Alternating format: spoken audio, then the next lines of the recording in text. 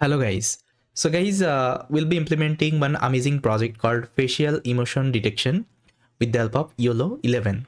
So this is going to be a computer vision project. So here we'll try to detect actually various kinds of emotion. So we'll be using one amazing actually emotion, facial emotion dataset. And I will also show you the dataset, like how this dataset looks like. So in this video, first of all, I will give you the project introduction and the data overview. Even I will also show you how we can train the model. And after training the model, how we can, let's say, download the model in our local machine. And in our local machine, how we can do the real-time, let's say, detection operation with the help of our web camera. So this is going to be one amazing implementation, guys. So make sure you complete this video. And apart from that, if you want, you can also update this project. If you want to add some new features, you can also add it. Okay, it's up to you. So what is facial emotion detection, guys? I think you know. It is nothing but, let's say, there is a human, and this human is having actually different facial expression, like we see like happy, angered, sad, confused, right? Then bored. So these kinds of actually, let's say, image you can collect, and you can train one object detection model. But again, see, this is not a actually efficient way to do the facial emotion detection, because here we are doing the object detection, and I think you know object detection will only create the bounding box, okay, on top of the object pattern. Okay, let's say if object pattern is changing, that time your detection will also change, right? But it can't actually exactly learn whether this person is happy, okay, or this person is angered or not. These kinds of facial expression this model can't learn. Okay, so for this we have to use something called facial model, okay, face model. So in future I will also create some video there. I will also show you how we can use actually different face model, face embedding model, to perform these kinds of actually operation, let's say facial emotion detection. Okay, then we'll be also doing the face detection. These are the thing we'll be doing. But in this video, I want to show these kinds of, let's say, detection can be also done with the help of YOLO 11, because YOLO 11 is like a very powerful model. So this YOLO 11 can also detect a small pattern from an image also. Okay, so that's why I want to show you this project can be done with the help of detection model also. But whenever we'll be implementing this project in the production, we'll try to use the facial model, okay, face embedding model. So I'll show you. Okay, no need to worry. First of all, let's try to see how we can develop this project with the help of this detection algorithm. Got it? So first of all, let me show you the data, like from where you will get these kinds of data, and how to, let's say, download the data, and how to prepare the training notebook. So guys, I'm going to use this data called facial emotion dataset computer vision project. Okay, so this dataset is available Roboflow universe. So let me show you. So if you go to the Roboflow universe, so I think you know Roboflow is a platform. It is having different let's say product. So universe is one of the product. Okay, and inside universe you will be getting all kinds of computer vision related data, whether it is a computer vision, classification, instance segmentation, key point detection, okay, or semantic segmentation. All kinds of data are available. Even this data set is already annotated. Okay, you don't need to annotate this other data, but if you want to annotate your own data, let's say you have the custom data, that time you can also annotate. For this, I already created some tutorial in my YouTube channel how to annotate the data with the Roboflow platform. You can check it out. Okay, even I will also give the link in the description. From there you can check it out. So guys, you can see here you can search actually what kinds of data you need. Either you can also filter out, let's say I want object detection data. I'll simply click on object detection. Now if you go below, you will see that facial emotion dataset is available. Okay, apart from that, there are so many dataset, okay, related object detection. So here I'm going to use this particular data. Okay, you can see this is the data. Now if I show you the image, it is having almost 1227 image, and all the classes you can also see. Like, so if you click on the classes, you will see different classes we are having, like angry is there, disgust is there, fear is there, happy is there, neutral is there, null is there, sad is there, surprise is there. Okay, so here is the image. Okay, they have already annotated this image in the Roboflow platform, and this dataset is already ready for the training. So only you just need to download and you have to train the model. Okay, so if you also want, you can also like annotate your own data. For this, I will give the tutorial, okay, how to annotate your own data. But data annotation is the costly task, it's time taking task. So try to use the existing data if you have it. Okay, now if I want to, let's say, get the data, so what I have to do, guys, I have to click on the download project. Now here you will see one option called download dataset. Okay, just try to click here, and you will see that it will tell you just try to select the format. Okay, which format you want to download the data. So here we'll be using YOLO 11 model. So make sure you select the YOLO 11. Either you can download as a zip file, okay, either you can download as a code. Okay, so let me first of all download as a zip file, and let me show you the data, how this data will look like. See, it is getting downloaded. Okay, you can see this data set is getting downloaded. So let's wait. Once the data is downloaded, I'll come back and I will show you the data set. So guys, you can see my data is downloaded. Now let me unzip the data and let me show you what would be the format of the data. So you can see unzip is completed. Now if I show you, so guys, you can see this is the data format. So you have 3 folder called train, valid and test. So if I open the training, and it is having the image and level. So here is the image, guys.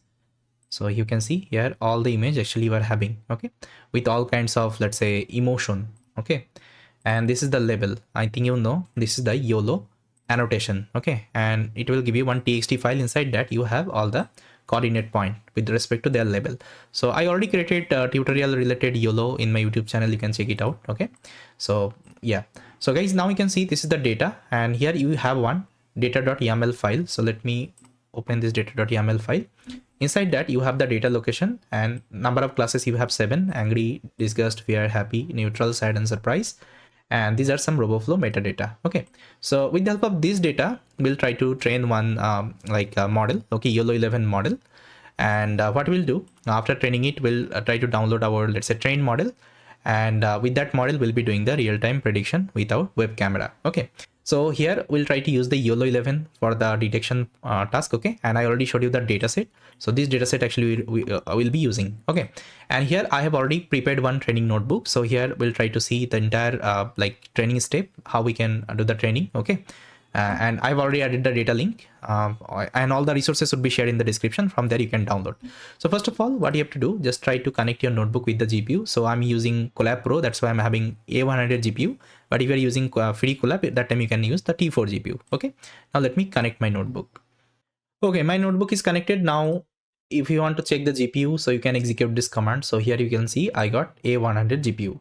Now the first thing, you have to install the Alterytics, because I think you know, if I want to use YOLO 11, I have to install this package. Okay, Alterytics, because YOLO 11 is available inside Alterytics, and this is the GitHub of Alterytics. So simply just search for YOLO 11 GitHub. So you'll see that it is available inside Alterytics. Okay, that's why we have to install the Alterytics. So they have already given the command. Fine. Now after that, if I show you the Alterytics version and the Python version, because I need it whenever we'll be doing the local setup, that time I need this version actually. Let me show you. So you can see I need to use Python 3.10 environment. Okay, that time. And this is the Alterytics version. Now let me import some of the necessary library.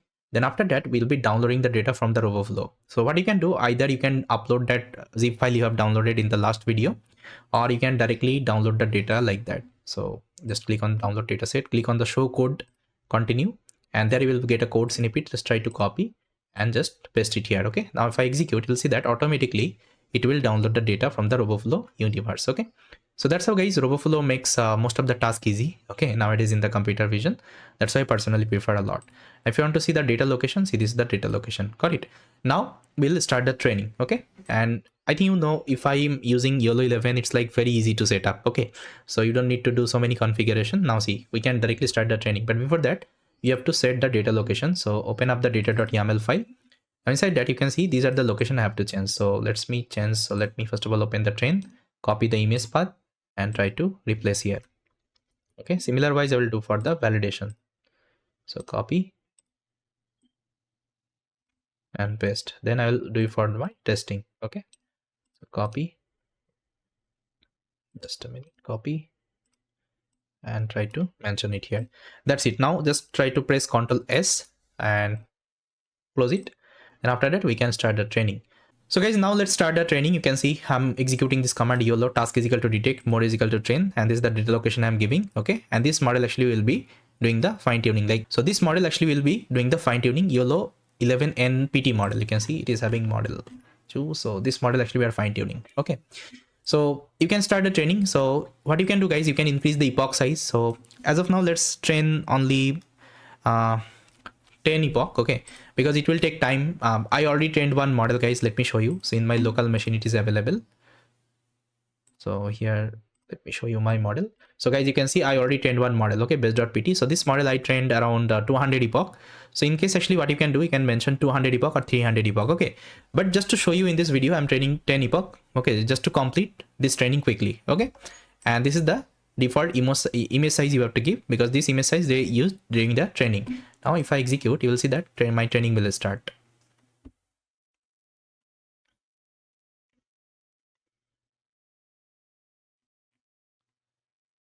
So it will download the model, it will load the data, then it will start the training. So guys, you can see my training has started. So one epoch is going on, and you can see the box losses, class losses, okay, everything. Now let's try to wait once training is complete, and I will come back and I will show you the some evaluation matrices as well. Then we'll download the model and we'll do the real-time detection with the help of our web camera.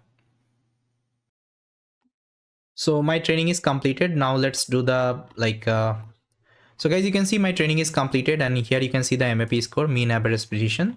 Now let me show you some evaluation matrices. So if you want to see the multi-class confusion matrix, so it is available inside runs folder. You can see runs folder has created inside that detect and train, and inside wait, I'm having my train model. Okay, this is the train model. So you have to download this model. Just try to click here and download this model, guys. Okay, because we have to use this model in our local machine.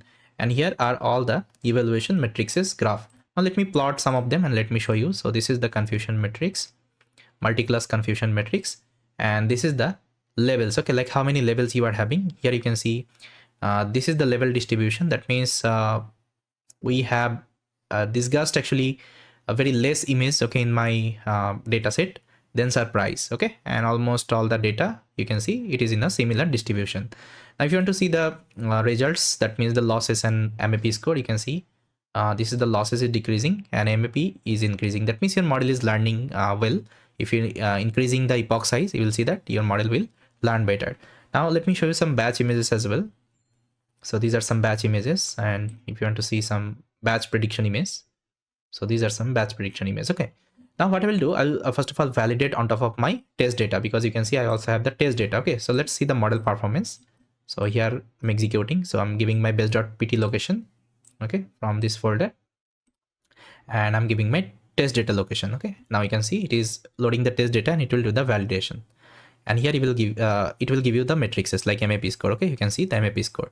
So MAP score should be close to 1. Okay, that means your model is learning, okay, with respect to all the level.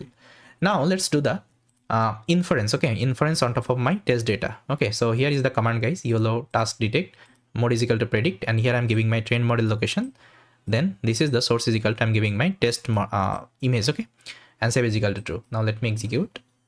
So you will see that it will load all the test image and it will do the detection on top of it, and it will save inside runs folder. See, done. If I open the runs, you can see the prediction. Inside prediction, all of the prediction images is saved. Now let me show you some of them. So if you execute this command, so if you execute this code, it will load some of the, let's say, predicted images from the folder, and it will show you here. You can see, guys, it is happy, fair, okay, angry. And why a double detection is coming? Because we already because I already trained like this model with 50 epochs. So if you're increasing the epoch size, you will see that it would be pretty good detection. Okay, now see, my model is able to detect, although I've trained 50 epoch. Now you have to train 300 epoch, guys. Okay, whenever you are training, just try to train 300 epoch. After that, just try to download the model, and here you can use this particular code. Okay, you can see, guys, I've already prepared the code. Let me open up my VS Code here. So in the readme file, I already mentioned all the command. Okay, you have to execute. So first of all, you have to create an environment with the help of Python 3.10. So this is the command. Just try to copy and try to execute in your terminal. Okay, that's it.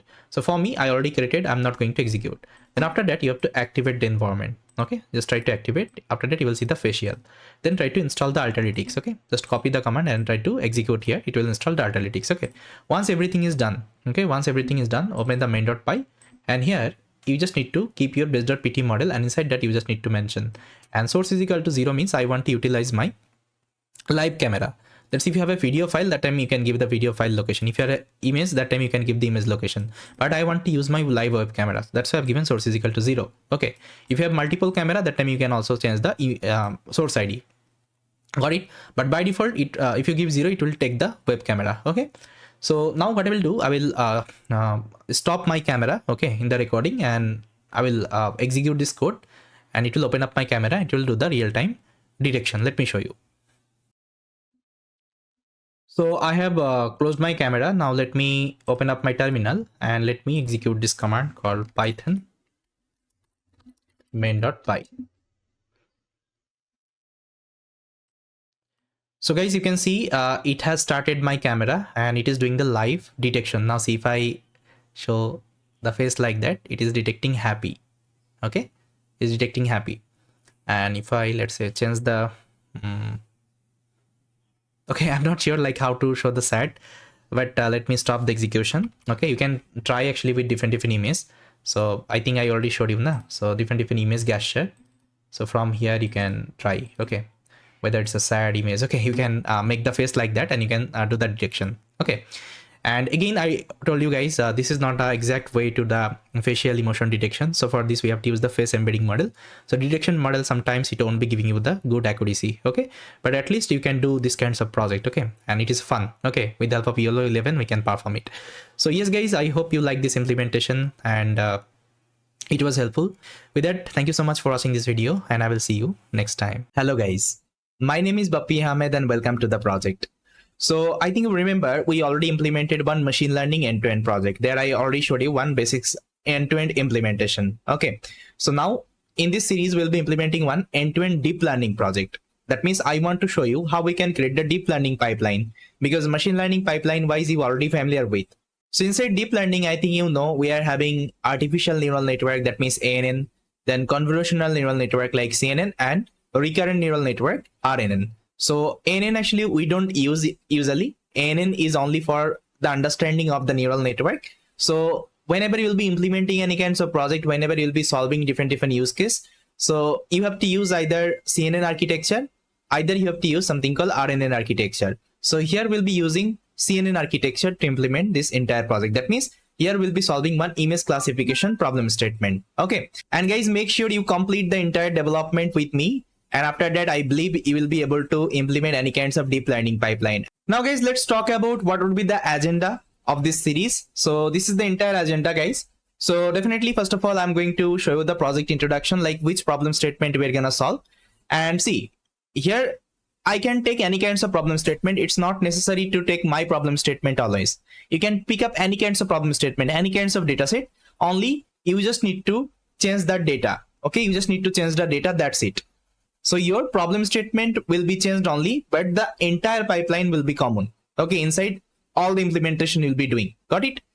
Then I will be starting with the GitHub repository setup, project template creation, project setup, requirement installation. So these are the steps I think I already covered in my previous project implementation. So we'll be following the same technique, same project folder structure to implement this entire deep learning pipeline. But deep learning pipeline is slightly different than your machine learning pipeline. I'll tell you, okay, where actually we'll get the difference. That time actually you can understand, but we'll be following the same technique. Whatever, let's say, technique we followed to implement our machine learning project previously, that I think end-to-end wine quality prediction we develop, right? So same actually structure, same actually strategy will be following here also, right? So make sure guys, first of all, you complete that implementation, then you come here. Otherwise it would be a little bit difficult for you to understand. Okay, so that should be my suggestion. First of all, complete that machine learning implementation, then come here. Then I'll be discussing about like logging, utils exception, project workflows, all component notebook experiment. I think you remember we did the notebook experiment for the all component. Then we have to do the all component modular coding implementation. Then we'll be creating the training pipeline, prediction pipeline. Even we'll be also implementing the user application. That means web interface will be implementing so that user can upload an image and they can get the prediction itself. Okay. Then at the last of the implementation, I will also show you how we can deploy this project. Okay. With a cloud platform with the help of CI/CD. Okay, CI/CD, that means continuous integration and continuous deployment. So here we are not going to follow the simple deployment. We'll be following the entire CI/CD pipeline. Now you can ask me what is the prerequisite for this deep learning project implementation. So here I'm also expecting you are familiar with Python programming language. At least you should have knowledge on OOP, that means object oriented programming. Then I'm expecting you are familiar with basics of deep learning, at least image classification. And you should have knowledge on TensorFlow 2.x API, because throughout the entire implementation, I'll be using TensorFlow framework. Okay, and if you don't know, TensorFlow is a deep learning framework. With the help of that, we can create a neural network. Okay, then you should have one AWS account. because whenever we'll be deploying the project, we'll be using AWS account. And no need to worry, I will also show you how we can use any different cloud platform. Okay, whenever we'll be implementing advanced kinds of project, that time I'll tell you. Then the last, super important, your dedication. Okay, so you should have your dedication, guys. So whatever things actually I'm doing, also try to actually practice with me, along with me, just try to write the code. Definitely, you will be able to understand each and everything. Okay, whatever I'll be explaining here. Now, guys, let's come to the problem statement. So here we'll be solving one problem statement called chicken disease classification. Okay, so I think you know, chicken is having actually different kinds of disease. So here actually I have collected one data from a website. I'll tell you what are the website you can follow to collect these kinds of data. So I collected actually some images from that website. So the image contains actually coccidiosis disease affected chicken. You can see this is the coccidiosis affected chicken. So this disease name is coccidiosis. Okay, coccidiosis. You can search on Google what is coccidiosis disease. So this is one kinds of disease affected by chicken. And to classify these kinds of actually disease, okay, of the chicken, what we'll be using something called chicken fecal image. Okay, chicken fecal image. You can see this is the chicken fecal, and this is the coccidiosis affected chicken fecal. You can see the color of the fecal is yellow. So if it is kinds of yellow, that time you can consider this chicken has been affected with coccidiosis disease. So guys, let me show you the data. I think you'll be able to understand, okay, what are the image actually we are using here. So guys, as you can see, this is the data I downloaded called chicken fecal image. Now inside that I'm having healthy chicken fecal image. So this is the healthy fecal. So you can see this is the healthy fecal. Okay, so the color is kinds of white and black. Okay, but if I show you the coccidiosis affected chicken fecal, you'll see that it's a yellow. Okay, it's a yellow one. Okay, so with the help of this fecal image, we'll try to classify whether this chicken has been affected with coccidiosis disease or not. So this is a classification problem statement we'll be solving. I hope it is clear. I will tell you where you can get these kinds of data and how you can download. I will tell you each and everything whenever we'll be performing the data ingestion part. That time I'll tell you. So I think guys, now problem statement is clear. Which problem statement we're gonna solve with the help of deep learning. Okay, deep learning technology. Now you can pick up any kinds of problem statement. Okay, it's up to you. So yes, this is the entire project introduction and overview. Now what we'll be doing, guys, we'll be creating one GitHub repository. That means we'll be setting one GitHub repository. Then we'll be starting our code implementation. But before that, we also need to set up our project. Okay, so let's create one GitHub repository. So guys, to create the GitHub repo, so first of all, open up your GitHub repository. And here you can click on new repository and just try to create one repository. I'll name it as end-to-end chicken disease classification using fecal image. Okay, fecal image, because here we are using chicken fecal image, right? Fecal image to classify the disease. Now we'll be keeping this as a public repo. I'll add the readme file. I'll also add .gitignore. That's a Python. I'll be using Python programming, and you can take any kinds of license. I'll be taking MIT. Yeah, so now let's create the repository. So once you create it, just try to click on the code, copy the link address. Now try to open up your local folder and open up your git bash here. And just write the command git clone, paste the link, so it will automatically clone the repo here. Then after that, I will go inside that cd end-to-end chicken disease. Now I'm inside this folder. Now inside that, I'm going to open up my Visual Code Studio. So let me open. So now the first thing, guys, I think remember we have to create the project template. Okay, and to create the project template, I will be using my previous project example. There, whatever template file I created, I'll be using the similar template, only I'll be changing the name. Okay, that's it. So let's create the project template. Okay, so guys, to create the template, I think remember we have to create one file here called template.py. Okay, inside that we'll be writing the Python logic. And I think you remember we created one project called end-to-end one quality prediction. So there also we created the template.py. So let me open it up, and whatever code I have written, so I'll just try to copy. So make sure, guys, you check that implementation, because I'll be utilizing the same technology here. Then I'll be pasting it here. because I already told you there, na? So project folder structure is not a fixed. You can use any kinds of folder structure. It's up to you. Okay. So here I usually follow this structure whenever I implement any kinds of end-to-end projects. I'll also tell you some more project folder structure you can follow whenever we'll be implementing advanced kinds of project. That time I may also use any other template as well. Okay. As of now, just try to use the same template. Now here, instead of giving ML project, I'll give CNN classifier. You can also give chicken disease, but I'll share this project as a template. Okay, so that you can use this template in your every project. That's why I've given CNN classifier, because it will become one classification project, right? That's why you can give any name here. It's up to you. Now here, I don't need this schema file because this is the ML project file. Okay, I don't need it. Then I'll also try to remove this test.py. It's not required. Then I think you remember we also need to do CI/CD deployment. For this, I need this folder actually .github/workflows. Inside that, I have to create one file called cicd.yml. But as of now, I'm not going to create the file. As of now, I'll create one file called .gitkeep. Okay, because I can't create the empty folder. Okay, inside that I should have some file. That's why I'm creating this. And going forward, whenever I'll create that cicd.yml, I'll try to remove it. So I think yes. So these are the file actually I need. Again, I'm going to use Flask here. That's why I need this template actually folder inside that index.html. All right, so as of now, these are the folders and file I need. If I need anything else, I'll just try to create later on. Now what I have to do, I have to execute this file. So Python template.py. Now left hand side, you will see that it will automatically create the template for you. Okay, see, all the files and folder has been created successfully. Got it? See, you can also verify whether everything is created or not. Now let's do the commit. So you can also commit the changes from your git bash. So for this, just write git add. Now git commit -m folder structure added. Then git push origin main. Done. Now if I go back to my GitHub,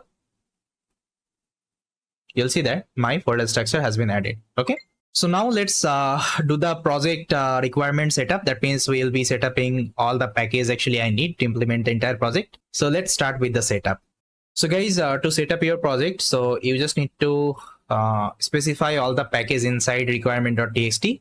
Apart from that, you also need to set up the setup.py, because I also need to install the CNN classifier as my local package, because I think you saw in my previous project implementation, I was also importing, okay, from these are the folders and file, right? So that's why I also need to install these as our local package. CNN classifier would be installed as my local package, okay? That means I can install anything, let's say from CNN classifier .components import data ingestion. Okay, I think you remember my previous project, I also created one root folder called ML project. And there I was importing like from ML project .components import data ingestion. The similar kinds of, let's say, strategy will be also using here. So here, first of all, I need something called TensorFlow, okay? Because I already told you, this is a deep learning project implementation. So for this, we will be using TensorFlow. You can also use PyTorch. So going forward, I'll also, let's say, implement end-to-end project with the help of PyTorch. But in this implementation, we'll be using TensorFlow, okay? That's it. And whenever you are using these kinds of deep learning, machine learning library, try to also specify the specific version. Otherwise, what happens actually, see, these are the library actually changed frequently. Like they will update their code base frequently. And sometimes you may face any, let's say, dependency issue, error issue, right? So that's why always try to use one stable version. And 2.12 is the stable version of the TensorFlow. That's why I'll be using 2.12, this particular version. Apart from that, I also need, these are the library like Pandas, Notebook, Matplotlib, Seaborn, Python box, okay? Then I'm also importing Flask because we'll be creating the web application with the help of Flask. So yes, I think most of the library you are already familiar with, like what is Python box, what is ensure annotation. If you're not familiar with, I'll again tell you, okay, I'll again explain, okay, why we're using it. Okay, here, everything I will try to clarify. So yes, guys, these are the library I need to implement this entire project. And what is this hyphen space dot? Because we'll be also setting this setup.py, okay? And this setup.py will set up this folder as my local package. So let's also write the setup.py code here. So this is the setup.py, guys. Here you can see. So you can specify the version, then your repo name. So my repo name is, so this is my repo name.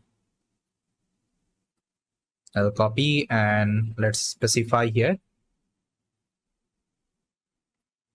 Okay, then you can give the author name, then author email address, and this is the setup. So this setup will look for this constructor file and it will install this folder as my local package. That's it. Now let me save, and now let's install this requirement.txt. For this, I think remember I first of all need to create the virtual environment. Yes or no? Because it's always recommended whenever you are creating any end-to-end projects, try to create one virtual environment. And to create the virtual environment, let me specify all the command you need. So guys, you can follow, these are the command. So first of all, if you're using my repository, just try to clone my repository.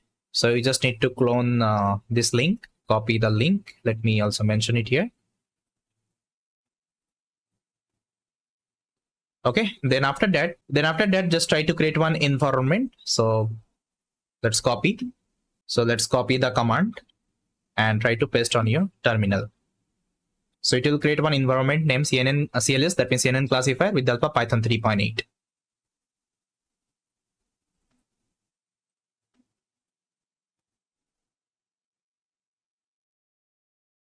Okay, it's created. Now let me activate it. I'll copy this command and let me activate the environment.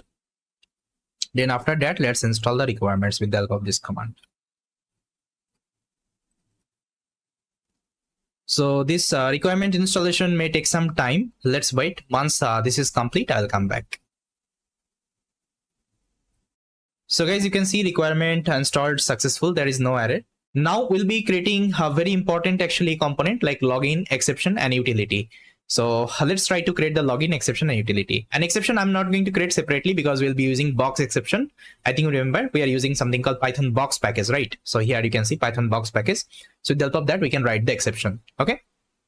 So let's create the login. Then I will also show you the utility and everything. So guys, I think you remember to write the login. We are using this file, this constructor file, which is present inside my root like folder. That means my CNN classifier. And in case the machine learning, I was using this ML project. Okay, ML project folder. Inside that, we are having a constructor. So let's write the login inside this file. And I already told you if I'm writing login inside this file, so what would be the advantage? Okay, because I can easily import that. I don't need to write too many import operation. Okay, this is the main advantage here. So let me open this file and let me mention it here. So this is my custom log. Okay, I have prepared. So you can see this is the login string. It will create a log folder inside that running log.log file. And this is the final configuration. Okay, that's it. Now let me test whether this is working or not. I will open up my main.py. Let me import the log. So I'll just write, first of all, let me select my environment. Just right hand side below, you can see I have selected my base. Now I'll be selecting my environment, which is nothing but CNN classifier. Okay, now I'll just write from CNN classifier. Now see, CNN classifier is suggesting because this package has been installed as my local package. Import logger.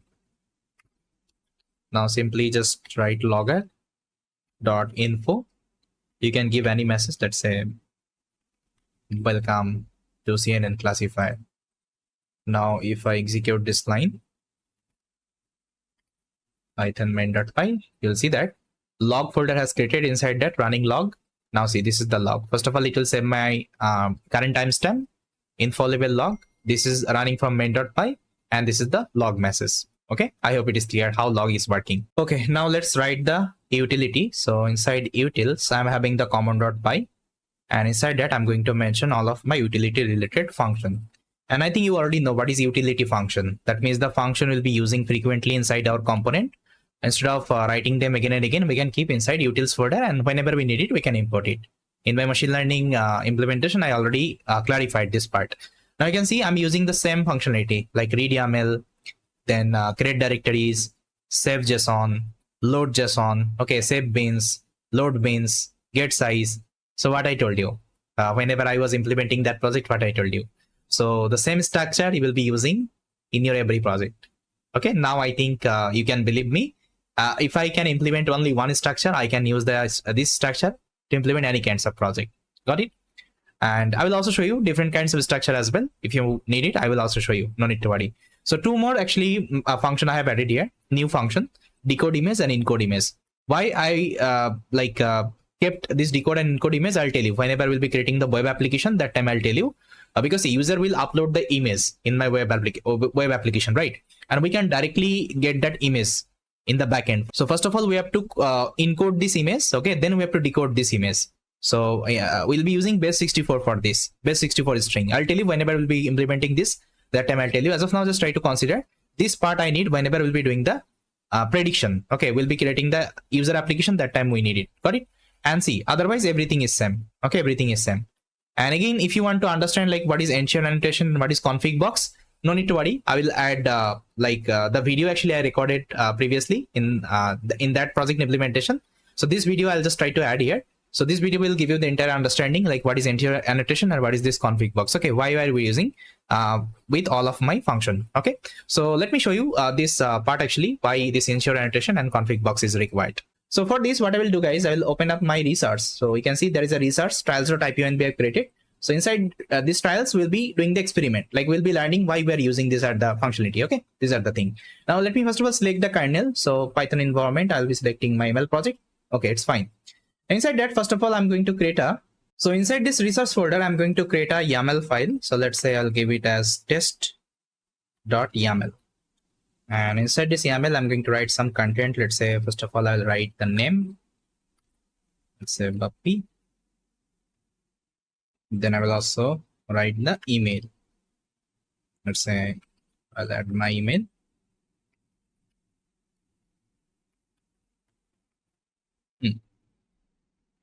Okay, now this YAML file I'm going to read from this notebook itself. For this, you can use this code snippet. So there is a package called YAML inside Python. We already installed YAML, I think you remember. So with the help of YAML, you can load this YAML. So this is my location of the YAML file, test.yml, you can see. And I'm opening this YAML file.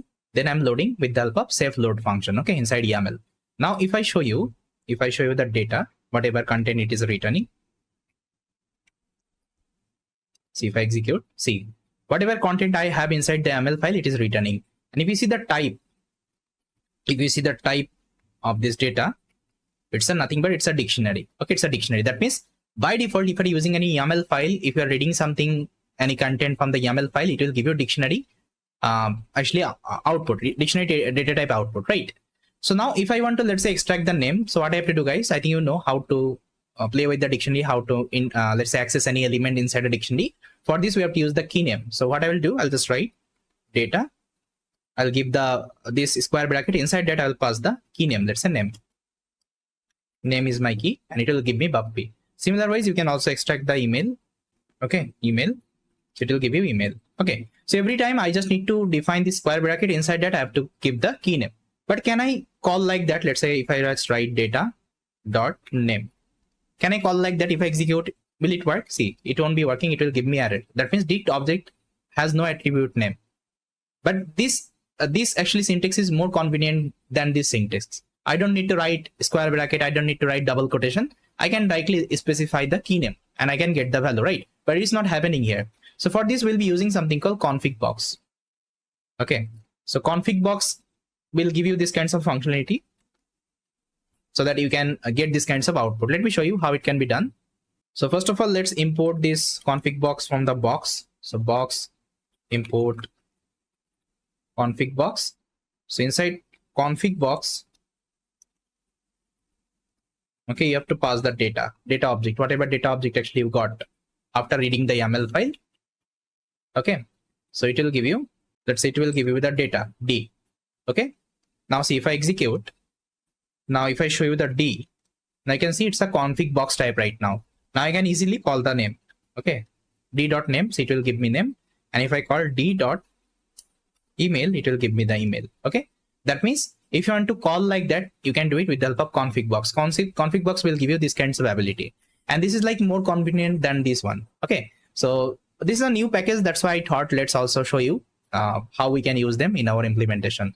With otherwise, if you're not using it, it's completely fine. But every time you need to call like that. Okay, that's why I thought let me show you this one as well, so that whenever we are reading any kinds of YAML file, so that we can let's say return all the, let's say, content as a config box type output, so that we can extract like that. Okay, I hope it is clear now. Now let me show you the next one, which is nothing but ensure annotation. Why ensure annotation is required? For this, let me show you another example. So ensure annotation. So let's say here I'm having a function. The function name is getProduct. So it takes two number, x and y. Both are integer type, and it will give you x times y. Okay, this is the product function we have created. Now if you pass any value inside that, so it will give you the product yes or no. Let's say x is equal to 2, y is equal to 4, it will give you 8.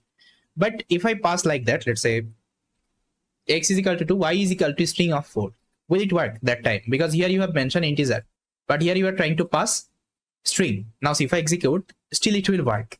Okay, still it will work. It is giving me 44 because it is multiplying this integer with the string, and that means it is repeating this string that number of time. That means 2 times. You can see 4.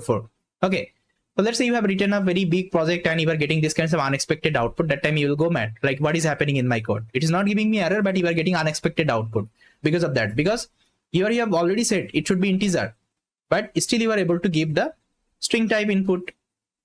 Okay, it's not actually fair, right? So to overcome this issue, actually we can use one package called ensure annotation. So inside ensure, we're having the ensure annotation functionality. So let me import it. Then whatever function you have written, only you just need to add the decorator. Okay, so ensure annotator decorator on top of the function. Okay, now see what will happen. Now if I try to give the integer, it will work, but whenever you will try to give the string, it will throw you error. So it is throwing error. Argument y type class string function object does not match annotation type class int. That means here it is expecting integer type, but you are given the string type. Okay, that's how we can fix this kinds of small error, and we can make our code more robust. I hope it is clear now. So guys, I think you saw like what is ensure annotation and config box. And for exception, I think you can see I'm using box value adder. That means box library I'm using. You can also create custom exception if you want, but I'm going to use this library itself. Okay, that's it. So yes, we are done with our utility exception and this one login. Now I'll show you the project workflow. Okay, like which file you have to change first, which file you have to change last. So guys, as you can see, this is my entire project workflows. So first of all, we have to change the config.yml file because it will contain all of the configuration, all of the variable. Then if you have the params, so you also need to update the params, because here we'll be updating all the model parameter. Then entity, so you can see we're having one folder called entity. Inside that config entity we have to change. Then configuration manager inside src config, so inside config we're having configuration.py. Then component, so you can see component. So here we'll be adding different component like data ingestion, then prepare based model, model trainer, model evaluation. These are the component we'll be adding. Then pipeline, so if I want to execute the component, I need the pipeline. So for this we'll be creating the pipeline, stage wise pipeline. Then we'll be updating the main.py, which is nothing but my endpoint. Then we'll be updating the app.py, which would be our application. Okay, application endpoint. So this is the entire project workflow. So we'll be following whenever you will be updating the code, just try to follow this workflow. It will be easy for you to update the code. Got it? So yes, now what we'll be doing, guys, we'll be doing our data ingestion component. First of all, we'll be doing in our Jupyter notebook. First of all, we'll try to I'll try to show you the entire Jupyter notebook experiment. Then I'll try to convert this notebook as our modular coding. So guys, now let's start with our data ingestion part. So first of all, what I will do, I'll just show you the notebook experiment. Then I will try to convert this notebook to our modular coding implementation. Okay. So for this, inside this resource folder, I'm going to create another file called, let's say 01 data ingestion, because this is going to be my first stage. So that's why I'm giving like number. You can also skip the number. You can give any kinds of name. It's up to you. But whenever you are creating the pipeline, just to remember what you can do, you can assign the number. Okay, that would be better. Data ingestion.ipynb. So this is going to be my notebook file. So first of all, let me select my kernel. So this is my kernel, cnncls. Yeah. So the first thing, guys, what I have to do, I have to get back to my project working directory, because if I show you, let's say if I just write this command, first of all, let me import operating system. Now see if I do pwd, you'll see that I'm inside resource folder. Okay. But what I need to do, I need to get back to my project folder working directory. So this is my project folder working directory, but I'm inside this resource folder. Okay. Now if I want to get back, what you need to do, I think remember in our previous project also I showed you. So you have to use this command. So os.change directory. So inside that you just need to write .. Okay, slash.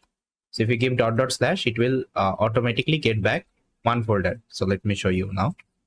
Let's see my project working directory, my root directory. So I think you remember the workflow I told you. First of all, we have to update the config.yml, then entity. Params as of now I don't need, because params will be updating whenever we'll be doing the model configuration. But at the very first, you have to keep some dummy value in the params.yml.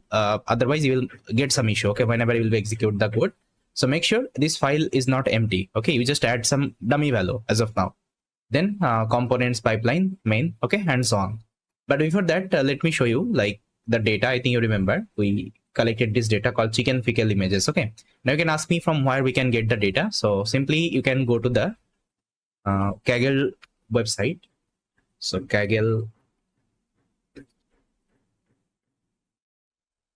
or you can directly search chicken disease dataset Kaggle. So you will get this kinds of image actually. See, so this is one of the data you can use, and you can see inside training, we are having this image. Okay, and see this data contains actually multiple classes like coccidiosis, then salmonella, then you can see Newcastle disease. Okay, so that's how actually it is having multi classes. What you can do, you can download the entire data and you can create a multi classification model. Okay, only just you just need to change the last layer of your neural network. Then you can create a multi-class classification. I'll tell you whenever I'll configure the model. That time I'll tell you if you want to perform the multi-classification, that time how we can perform it. So here we are doing actually it's a binary classification. So healthy or coccidiosis. Okay, that means we are having two classes. Okay, but if you're having more than two classes, that time you can perform multi-classification as well. Got it? So here what I did, guys, I already downloaded the image and I collected this coccidiosis actually fecal and healthy fecal. Okay, so these two images actually I have collected. Now there is another website you can refer called Roboflow. Roboflow is having one amazing product called Universe. So just let me open the Universe. Universe is having all kinds of computer vision related data. Let's say you want to perform classification. Just click on the classification and simply search here. Let's say you can simply copy from here. You can search chicken disease. Okay, so it will also give you chicken disease kinds of data. So guys, you can see chicken disease detection and tracking. So they're also having classification kinds of data. Okay, if you just find it here, okay, if you find it here, you will also get classification data. So in case actually what I did, I just downloaded the data from the Kaggle website. Okay, so you can also download from the Kaggle, and I will also share my data with you. I'll share you my URL. From there you can also download my data. Okay, that's it. So the first thing what you have to do, you have to upload your data in your GitHub, because I already told you this is the basics implementation we are doing at the very first. So we'll be trying to read the data from the GitHub itself. Okay, later on I will also show you how we can read the data from this S3 bucket from the database. Okay, and this is the image data. Okay, it's the image data. So this data actually we can't store inside a, let's say, database. Okay, so in case if you're having image data, so what you can do, image videos data, you can keep inside this S3 bucket. Storage service you can use. So you can use AWS, GCP, or you can also use Azure. So from there actually you can read the data. So you can create a bucket, inside that you can keep the data. So as of now, if you see my data size is very less. If I show you my data size, if I show you the zip file, so this is the zip file. So if I show you the properties, you can see it's around 11 MB. Okay, so if I'm having actually less than 50 MB, that case actually what I can do, I can upload the data directly to my GitHub. You can also upload in your Google Drive. From Google Drive itself, you can also read the data. I will also show you in some project how we can utilize our Google Drive, because Google Drive will give you free spaces, and at the end of the day you have to reduce the cost also, right? So that's why we'll be utilizing free services most of the time. So GitHub also provides actually some kinds of free storage, so there actually I can also store my file. So what I've done, guys, I just uploaded this chicken fecal image inside my GitHub. So you just need to drag and drop. Okay, just try to make a zip file and drag and drop. Now see, it will automatically upload this file here. And if file size is big, it will give you error. Okay, you can't upload. That time actually you can keep you can keep your data in a storage service, or let's say Google Drive, there I can keep. So as of now, I'll just try to cancel. Once it is uploaded, just try to do the commit operation. I'll just cancel it because I already have the data. Let me show you. So chicken fecal image zip file. Just click here, try to copy the link address. Okay, right click and copy the link address, and this is the entire URL of your data. Okay, now you can see the first stage actually we'll be doing. So we'll be utilizing this URL to ingest the data. Okay, first of all, we'll be doing on the notebook, then we'll try to convert as our modular coding. Now, before that, I think you remember we have to first of all update the config.yml file. And what is config.yml file? I think you already know. So here we keep all kinds of changeable variable. Let's say the variable I can change later on. Okay, that kinds of variable I can initialize here. So this is my data ingestion related variable. You can see. First of all, we'll be creating one root folder called artifact. Inside that, it will save all the artifact. It will create a data ingestion folder. Inside that, it will ingest the data. That means it will download the data from this URL and it will save inside the folder. Okay, so these are the configuration you have to write inside config.yml. And this is the entire data URL, guys. Okay, the data URL actually you have copied. You just need to paste here and make sure you are uploading data in your GitHub. Okay, sometimes actually if you are trying to download from my GitHub, you might get some error. So make sure you are uploading inside your GitHub and try to replace the link. Okay, that's it. Now you can see, guys, these are the variable I need. Okay, for the data ingestion. Now let me save. Now the second thing what I have to do, guys, I have to also set the path. Okay, like I will be reading this YAML file. Okay, so I also need to set the path inside constant. So from constant, actually I'll be returning two paths. One is the config file path and this is like param file path. Okay, this two file path actually I'll be returning so that I can read it later on. Okay, with the help of read YAML functionality. I think you remember inside common we have already written read YAML. Okay, this will read the YAML file and it will return the content. Okay, I hope it is clear. Okay, fine. So guys, now let's open up our notebook. Now the first thing will be updating the entity. So I think you know what is entity. Entity is nothing but it's a return type of function. So this is the entity. That means whatever variable I have defined here, the same variable I'm initializing it here. Okay, and I'm also giving the data type. Okay, like root directory is a path, then source URL is a string. Okay, that's how you can also give the data type. And this is a data class because it will return these are the variable. Okay, so you don't need to write the self here because it's not an actual Python class. It's a data class right now. Okay, and frozen is equal to true. That means apart from that, you can't define any other variable. Okay, these are the frozen already with that. Now let me initialize the entity. Now the second thing, I have to update my configuration manager in src config, but here we are doing inside notebook. So let me write everything in the notebook. So for this, I need these are the library.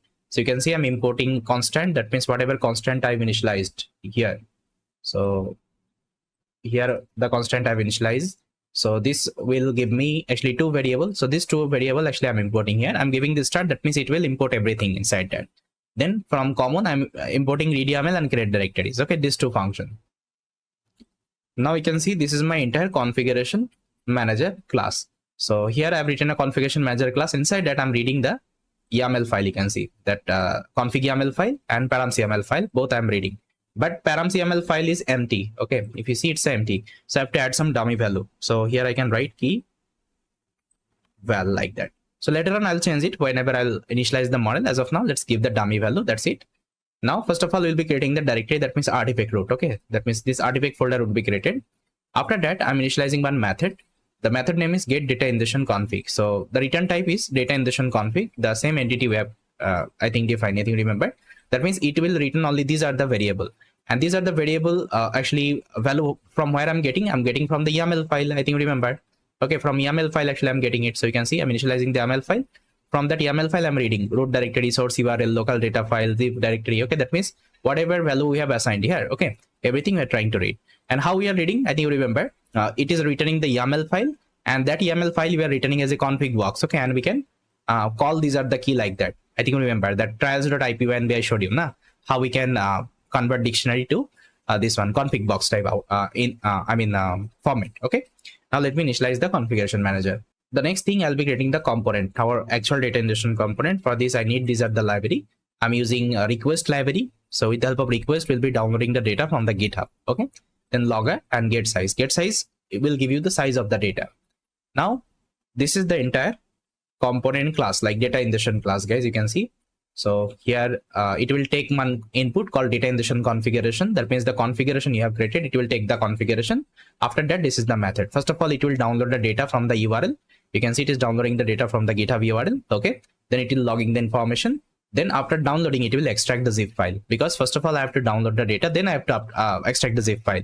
And to execute this method one by one stepwise, so we have to use some pipeline. Okay, so you can see the next stage is the pipeline. So let's update the pipeline. So pipeline is nothing but it's a step of execution. So you can see This is the entire pipeline I've written. First of all, I'm initializing the configuration manager because I need this configuration, right? Then I'm getting the configuration. You can see get data ingestion configuration, and whatever configuration I'm getting, I'm passing it to my component class. You can see, okay, because it will take that. Then I'm calling the download file first of all. Then I'm calling the extract zip file. Okay, second, because first of all download, then unzip. Okay, I think it is clear now. Now see, if I execute this program, you'll see that left hand side your data would be ingested. See, it is downloading the data right now. So guys, as you can see, execution is completed. Now if I open the artifact, now it has created data ingestion folder. Inside that you can see it has downloaded the data zip file, and it has also unzipped it, and you can see this is the unzipped data, and inside that you are having coccidiosis image and healthy image. That means we have successfully ingested the data. Now what we'll be doing, guys, this notebook is working fine. Now let's try to convert this notebook as a modular coding implementation. So guys, now we'll be writing the modular coding, and trust me guys, if you have completed the notebook, so writing modular coding is very easy. So only you just need to copy paste the code from your notebook itself. So let's do it. So first of all, I think remember update the config and params. This is already updated. Now let's create the entity. So you can see I have created an entity folder. Inside that config entity is there. So let me open it up, and whatever entity you have created in the notebook, just try to copy paste the same one. So let me copy, and here let me mention it. So let me close these other tabs, not required. So I'll paste inside that and I'll save it. Make sure you save, okay, with the Ctrl S. If you are not using actually autosave inside VS Code, just try to save the file first of all. Then the next thing, I just need to update my configuration manager in src config. Okay, so you can see inside src we are having config. Inside that configuration.py. So let me open it up. So whatever code you have written here, just try to copy.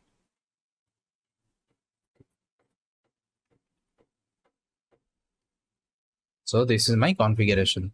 Now I also need to import this data ingestion config from where? From the entity itself. I think you remember inside entity we created this particular, let's say, class. Okay, now let me import here. So from CNN classifier dot entity dot config entity import data ingestion config. Fine. So let me check. Yeah, everything is fine.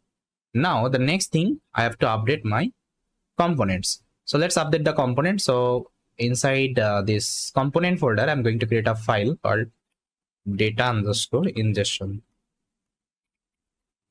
.py. So whatever, let's say this one component we have written, just try to copy paste. I'll copy this class as it is, and here I'm going to paste it. Okay, now if anything is missing, so path is missing, so let me import the path. So from path leave import path. Then I also need this data ingestion config. So from CNN classifier dot entity dot config entity import this data ingestion config.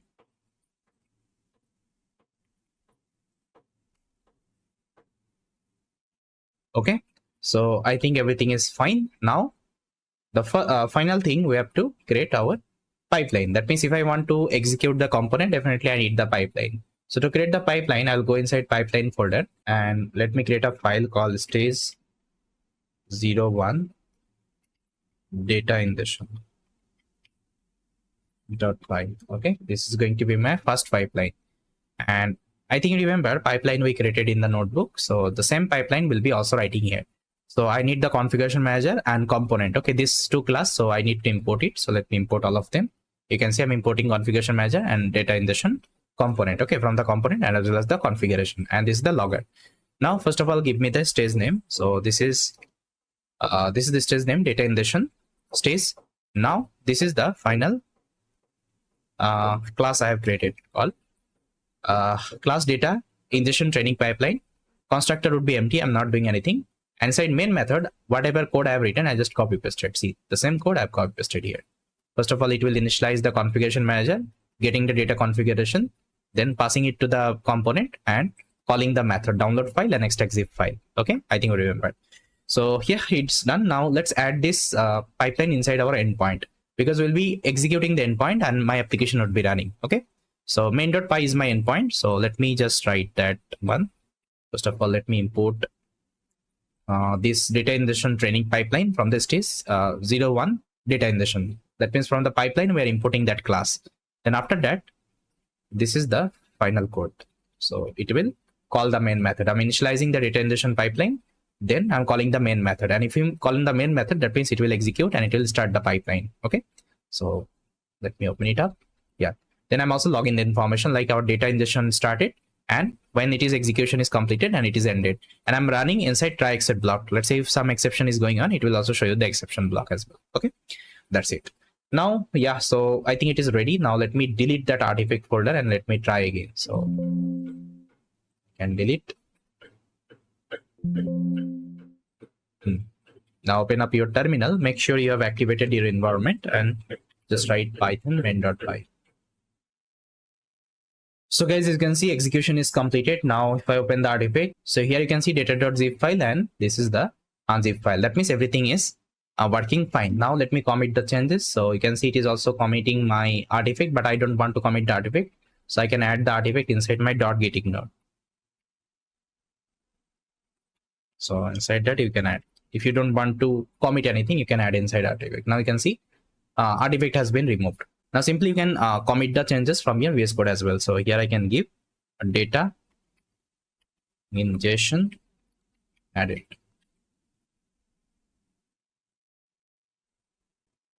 Okay, now if I go to my GitHub and refresh, you'll see that this commit has been added. Okay, so yes, that's how actually we can perform the data ingestion. And now I think you got it. Okay, how to perform the data ingestion. And not to worry, I'll also tell you how we can read the data from the storage service as well, like bucket. We'll be also using bucket in future.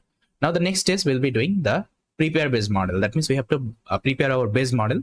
We'll be using one pre-trained model. Okay, pre-trained model of the image classification. So I'll tell you what are the models are available. So guys, now let's prepare our base model.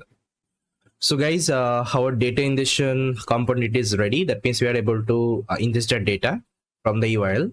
Now the next component we'll be writing called prepare base model. So as I already told you, so here we are doing actually deep learning project. That means image classification project. And we already know, like inside image classification, we are having some pre-trained models. So if you want to see them, so simply go to the Google and you can search for Keras application. So here is the model list actually we are having inside image classification, and these are the pre-trained model. Okay, so this model is already trained with ImageNet dataset.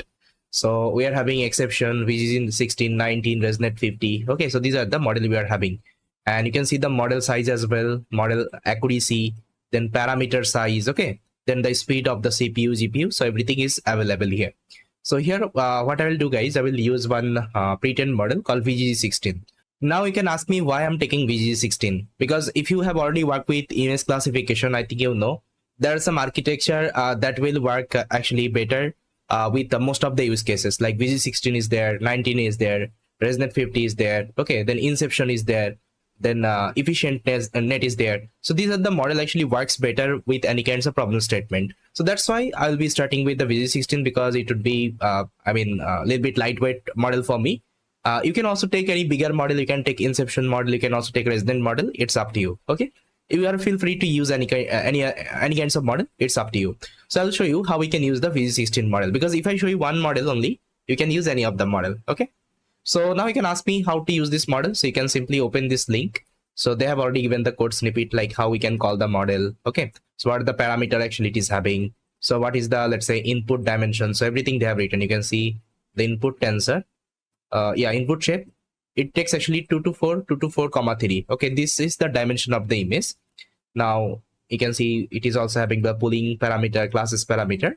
So I don't need all the parameter. I'll be changing some of the parameter. I'll tell you. So these are the parameter we'll be writing in the params.yml file. I think you remember. Okay, great. So now see what we are gonna do here. Let me just try to explain in my Blackboard. So for this, what I have done, I have just taken this VG16 architecture. So I think you already know how to create this like custom architecture, okay, of any convolutional neural network. So these kinds of architecture, I think you are already familiar with, I'm expecting. So now let's try to understand what are we gonna do here. See. Here we'll be using the pre-trained model. Pre-trained model means we'll be using the pre-trained weights. So you can see this is the convolutional layer. So till here, this is called actually convolutional layer, conv layer. Okay, and here you can see another layer. So this is called actually ANN layer. Okay, artificial neural network, or you can also talk about dense layer. Got it? Dense layer. So what we usually do whenever we use any kinds of pre-trained model, we don't train this particular layer. Okay, this particular layer we don't train. So this will remain same. So we are not going to do anything. What we'll be doing will be only changing this particular part. Okay, this part. That means we'll be removing this last layer. Okay, because last layer you will see the classes actually they're using, it is 1000 classes. Okay, the last layer, their number of classes they're having called 1000 classes. Why? Because they have trained with image net dataset, and image net dataset, how many classes it is having? 1000 classes it is having. But for me, how many classes we are having? Only 2 classes we are having. Yes or no? That means that coccidiosis affected fecal and that healthy fecal. That means 2 classes we are having. So what we have to do, we have to change the last layer with the help of our number of classes. So this is the idea of our image classification. Yes or no? Right? So this is what actually we'll be doing. That means we'll be using the pre-trained architecture, but at the last layer we'll be removing it. That means the ANN part will be removing it. Then we'll be creating our custom layer there with the help of our number of classes. And we'll be only training this part actually. This part will be training because this part is already trained.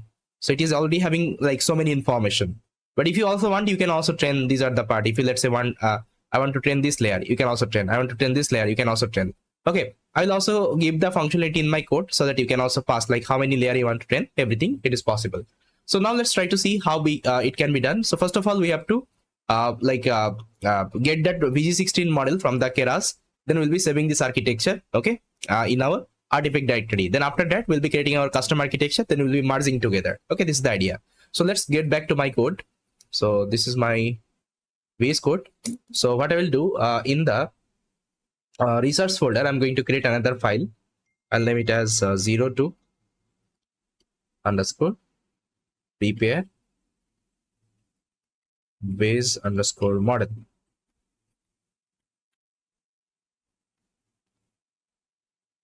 Okay, so first of all, let me select my kernel. Then I'll be executing the same code, I think, remember, just to get back my project working directory. So let's copy and let me execute them. If I show you my project working directory, you can see I'm inside resource folder. Okay, so there is an error. It is telling pw command enable. Okay, so if it is not working, you can give this percentage symbol. Now I think it will work. Yeah, in case if this exclamation mark is not working, you can give percentage symbol. Okay, now I'll copy this one, execute. Now if I again show you, I'm inside my project working directory. Okay, now first of all, what I have to do, guys, I have to first of all create my configuration, because as per the workflow we know that first of all you have to update my configuration, then params, that entity, and so on. Okay, so let me first of all update my config.yml. So inside that, I'm going to mention my prepare base model related configuration. So this is the configuration. So here it will create a folder called prepare base model inside artifact. First of all, we'll be like saving the base model. That means the VG16 model will be downloading from the Keras application. Okay, then we'll save inside the artifact folder. We'll save inside the artifact folder. After that, we'll change the last layer. Okay, we'll be changing that particular dense layer with our custom architecture. Then we'll be merging that model, and this is going to be my base model updated.h5 model. And if you're using Keras TensorFlow, you have to save the model in a .h5 format. So yes, so this is what actually we have to write. Now the next update we'll be doing inside params.yml. So let me open the parameter. See, inside params.yml, you have to mention all the parameters you will be using in the model. So these are the parameter I'm going to update here. So these are the frequently changed parameter, guys. That's why I'm keeping inside params.yml. You can see. So here you can see, guys, I have written augmentation is equal to true. So Keras also provides augmentation functionality. Let's say you want to perform the data augmentation in runtime. It is also possible. If you are making it true, that means it will perform the data augmentation in the runtime. Otherwise, it won't be augmenting if you are giving it false. Then image size. Image size is a model parameter. You can see. So it is having the image size. That means input shape. Okay. that means this input shape of the image, it is accepting 224, 3. This is what actually I have written, 224, 3 as per the VG16 model. Now you can open up any other model and you can see the input size of that model. Okay, then the batch size include top. Okay, then number of epoch, classes, weights, learning rate. So these are the parameter we are already having here, you can see. Okay, now why we are keeping this weight is equal to ImageNet? Because I want to download the pre-trained model, because it is already trained with ImageNet dataset. That's why we have to give this parameter, so it will give me the pre-trained model. Okay, now anytime you can open this file, you can change these are the parameter with respect to your requirement. Okay, that's why we are keeping everything in the params.yml file. Now let me save. Now I'll get back here, then I'll create the entity. So I think remember we have to create the entity. So this is my entity, guys. You can see I'm like initializing all the, let's say, configuration as well as the parameter. Okay, you can see like params, image size, learning rate, include top, weight, classes. Okay, whatever actually I need, I'm initializing it here. Now let me initialize them. Then I'll be writing the configuration manager, I think remember. So after that we have to create the configuration manager. So for this I need, these are the import operation. Now this is my data prepare base model related configuration. So here I've created a class. This is my constructor. So here I'm reading the config file as well as the params file, and here I'm updating all the variables, you can see. So from params actually we are updating for the parameter, and for configuration we are updating for the configuration. Okay, that's it. Then we are returning it. Now let me execute. Then we'll be creating the final component. So prepare base model component we have to create. So let me import these are the library. So here Keras is already available inside TensorFlow. That's why you are importing TensorFlow. Now let me show you one final class I have created for the prepare base model. See guys, this is the class. So those who have worked with actually Colab notebook before, so see the same code I have written inside a class only. That's it. Now you can see this is my class prepare base model. Inside that I'm having one constructor, and this takes actually the configuration. After that, first of all, I'll be getting the base model. Base model means we'll be downloading this VG16 model, okay, from the Keras application. You can see this is the syntax. So the same syntax actually I'm using. Okay. Then I'm passing the parameter and all. Instead of hard coding, I'm taking from my parameters. Okay. That means from my configuration. Then after that, I'm saving the model. And how to saving the model? For this, I've created a function here. So here's the function, guys. Save model. So it will take the model and it will save that particular model in a H5 format. Okay. And this is static method, because here actually whenever you are calling this function, you don't need to provide the self here. Okay. Because what is static function? Static means this function can be used by any other, let's say, class. Okay. There is no issue. So after getting the base model, I'm preparing the full model. That means now user has the functionality. So user will pass the number of classes they are having. So they want to freeze all the layer or not. Let's say if I want to freeze all the layer, it will freeze all the layer. But if you don't want to freeze all the layer, you can mention like how many layer you want to freeze. Let's say you want to freeze till here. Okay, till here you want to freeze, and these are the layer you want to train. So this particular number you can give here. Let's say you have given 5. So what will happen? Till 5 layer it will freeze. So 1, 2, 3, 4, 5. So till here actually it will freeze the weight, and rest of the layer it will perform the weight update. Okay, during fine tuning. So this is what actually you have. Now learning rate. Now you can see I'm preparing the full model. That means I'm changing the last layer. You can see gens layer and number of classes I'm providing, and I'm giving the softmax activation function. Then after that I'm compiling the model, because you know that if you're using Keras, so you have to compile the model. And this is my full model summary. After that I have to update my base model. That means the model actually I have prepared. This model actually I have to update. I have to save. So this is what actually we are doing here. You can see I'm saving the model. Okay, inside my artifact. Now this is the class I have prepared. Now let me show you how it will save the model. So for this I'll call my pipeline.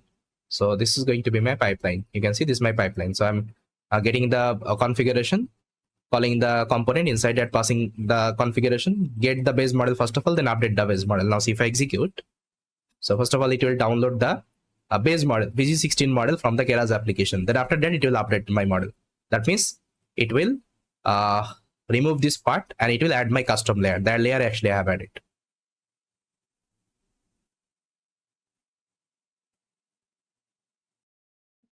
So guys, as you can see, my execution is completed. Now if I open the artifact folder, now it has created another folder called prepare base model. Now if I open it up, you'll see that it has first of all downloaded my VG16 model, that means my base model, and this is my updated version of the base model. That means this is the model I should be using for my training operation. Okay. Yes, so great. It is working fine. Now let's try to convert this notebook as our modular coding implementation. Okay, so now let's try to convert this notebook as our modular coding. For this, first of all, I have to update my entity. So let me open up my entity. So inside src CNN classifier, entity is there, config entity. So let me copy. This is going to be my entity. I'll copy. And here, let me paste.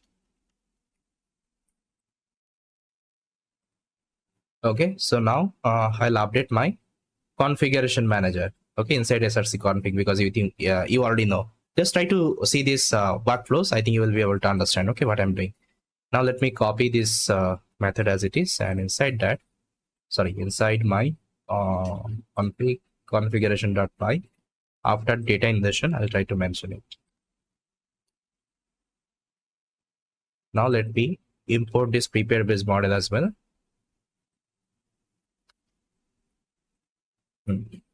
Anything else I need? No, I think everything is fine. Okay. Now the next thing, I'm going to update my component. So let me copy. So inside component, I'll be creating another file called prepare underscore base underscore model.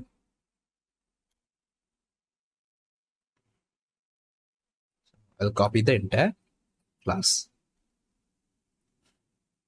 Okay. Apart from that, I also need to import path. Okay, path library. So from path lib import path. Then I also need to import my prepare base model configuration from entity. So let me also import. So from CNN classifier dot entity dot config entity import this prepare base model configuration. So anything else I need? Let me just check. No, everything is fine. Now let's update my pipeline. So inside pipeline folder, I'm going to create another stage 02 prepare base model dot py. So this is going to be my pipeline. Okay. So I'm importing the configuration manager, prepare base model component, logger, stage name prepare base model, getting a constructor, but I'm not doing anything. That's why I've given the pass. And this is the pipeline, the same pipeline I've written here. Okay, I just copy pasted. That's it. Now this is I need to call inside my endpoint. So main.py. First of all, let me import prepare base model training pipeline. Then let me initialize the method. So you can see I'm calling the main method from the prepare base model. Okay, and main is the pipeline. So now I think everything is fine. Now let me test whether it's working or not. I'll delete the artifact. Now let me open up my terminal.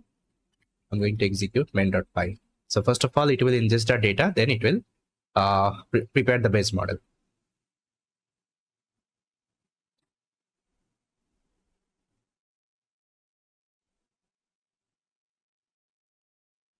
So execution is completed. Now if I open the artifact, data ingestion is completed and prepare base model. See, everything is working fine.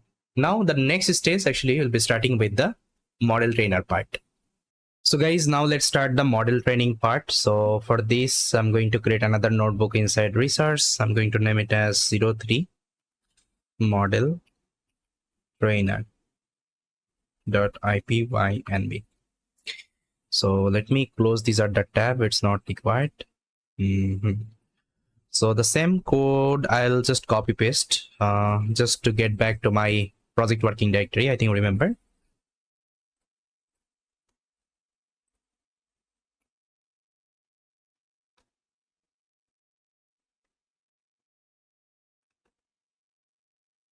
So now I'm inside my project working directory. Then let's try to add my config.yml file. So this is going to be my model trainer. So it will create a folder called training. Inside that, it will save my trained model. Okay, this is the idea. Now let's create my entity here.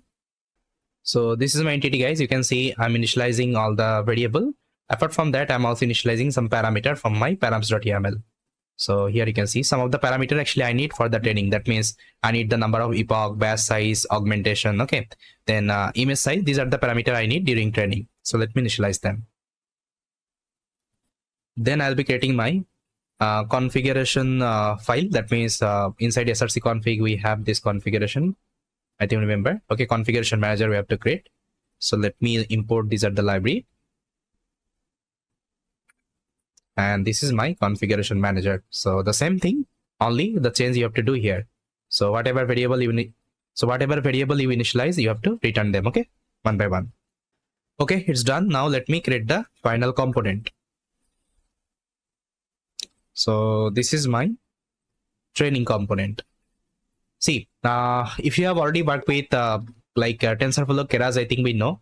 Inside TensorFlow Keras, we already have the functionality related train validation generator. So instead of converting your data to training and testing set, previously what you can do, you can use this Keras functionality to do it. Okay, so I'm using the Keras functionality. First of all, I'm getting my base model. So it will so this function first of all load our base model. Okay, so base model means our updated base model. So this model actually it will load because this model I'm going to fine tune. Yes, then I'm going to generate my training and validation data. So this particular function will generate my training and validation data. Okay, from where? From the image directory.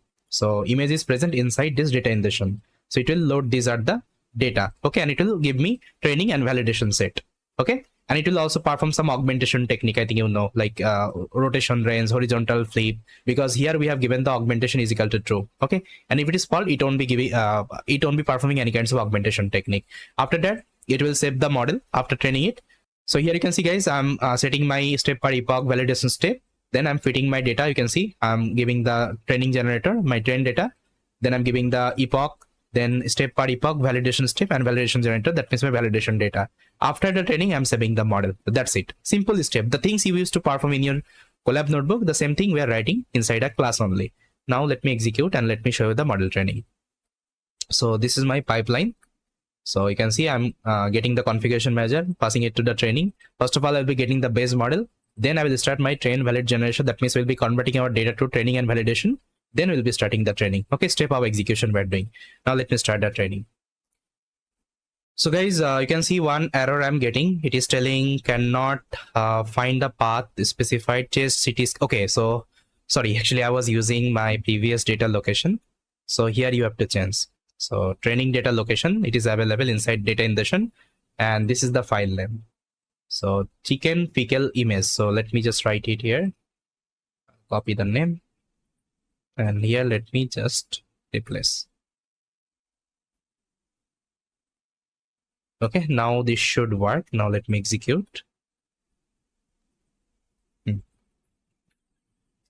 So guys, you can see my training has started, and as of now I'm training only one epoch.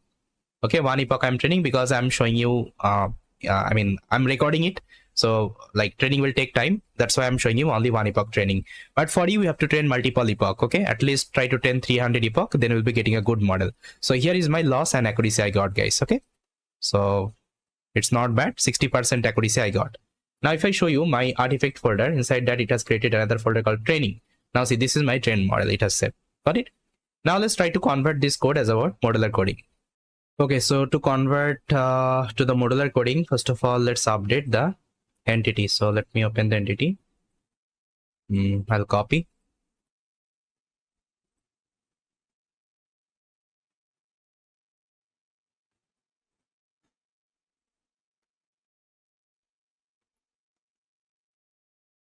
Then I will update my configuration manager.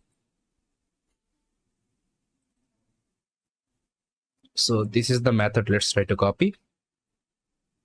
And let me mention it here.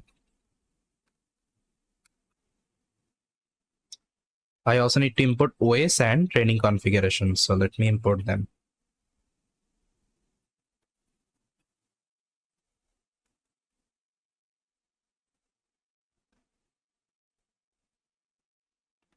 import OS. Anything else I need? No, I think everything is fine. Now let's update my component.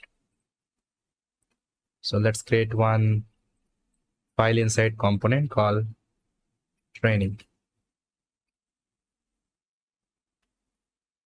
Or I can name it as model trainer. I think that would be better. Model underscore trainer.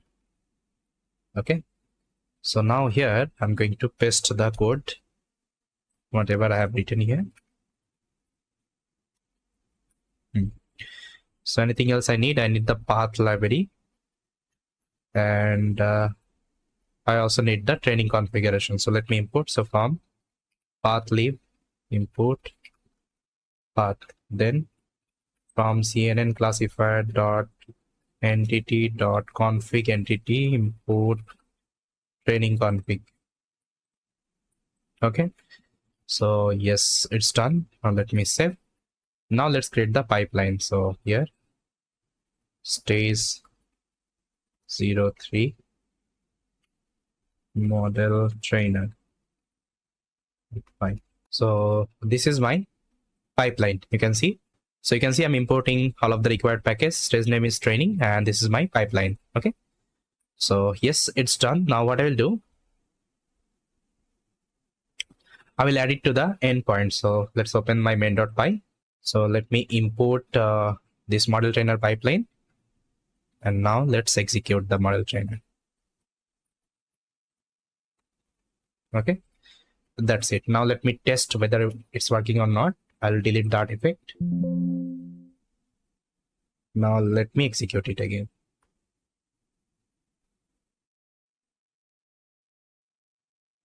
And this is the model summary, guys. Okay, so these are the parameter, total training board parameter 50,178, and these are the total parameter of the model.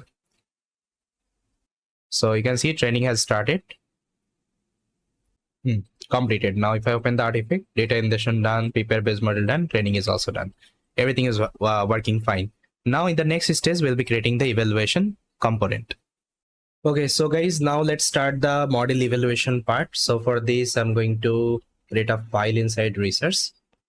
Name it as 04 model evaluation.ipynb. Now let me copy the same code just to get back my project working directory.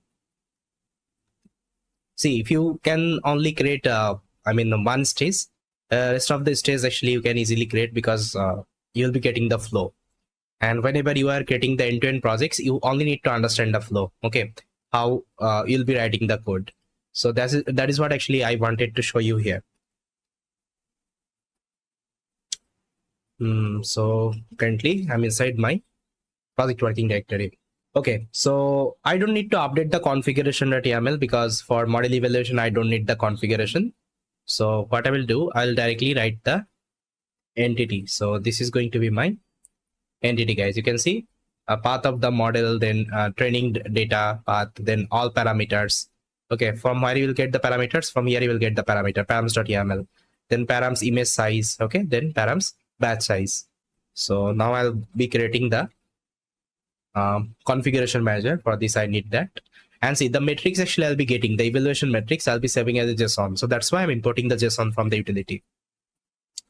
So this is going to be my configuration manager, guys. You can see I'm returning the model path. So the model is available inside artifact, inside training, and this is the model. So this is the model path, and this is my training data.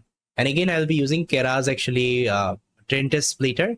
So it will prepare my training testing data, and that data actually I'll be testing. That data will be using for the evaluation purpose. Okay. Now all parameter and image size as batch size. Now let me return them. So now let me create the model evaluation stage. Okay, so here two things you have to import: the TensorFlow, because you can see I'm using TensorFlow, TensorFlow Keras. And another is you have to load the model, because we are doing inside Jupyter Notebook. So that's why I'm directly loading the model. Okay, so whenever we'll be writing the modular coding, that time we'll be reading from the configuration. So now let me import all of them. Then I will load my model.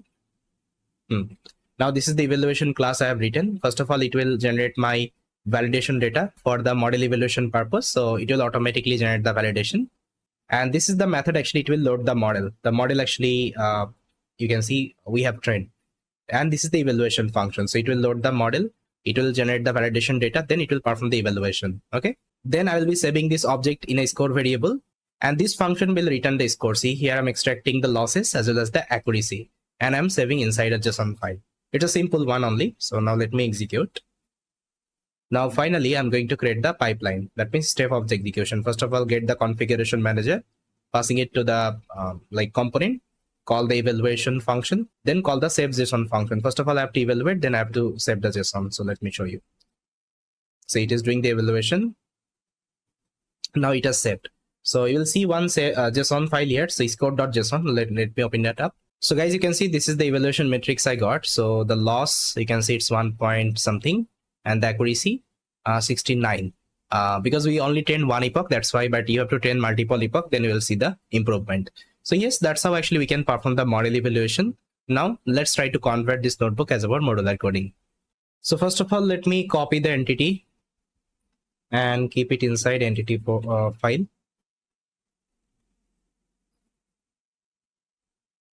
Model evaluation configuration. Then I'll copy the configuration manager.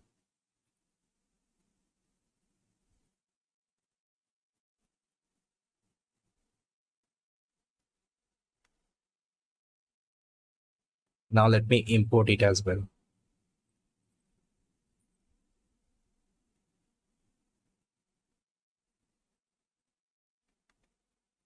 So anything else I need? No, fine. And now the next thing, I'll be copy pasting the component. So let me create a component inside component folder. Model evaluation, or you can also write evaluation, it's up to you.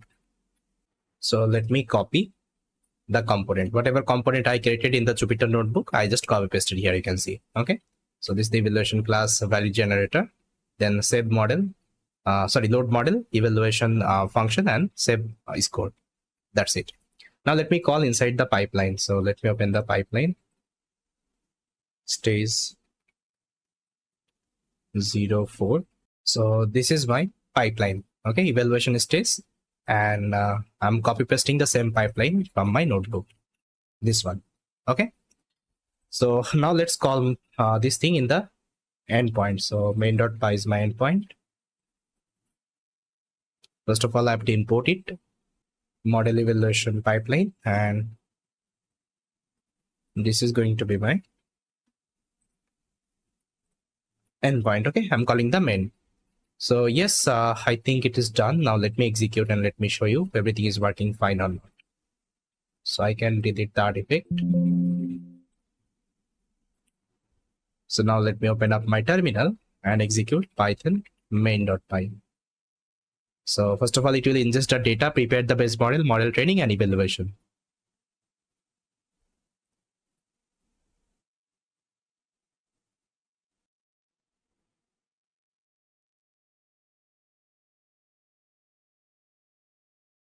Okay guys, it's completed. Now let me show you the artifact. See, trainer is done, model is saved, and here you can see the score .json has also created. So yes, that's how we can perform the model evaluation. That means all the component is over. Now next we'll be creating the prediction pipeline, then we'll be creating the user app.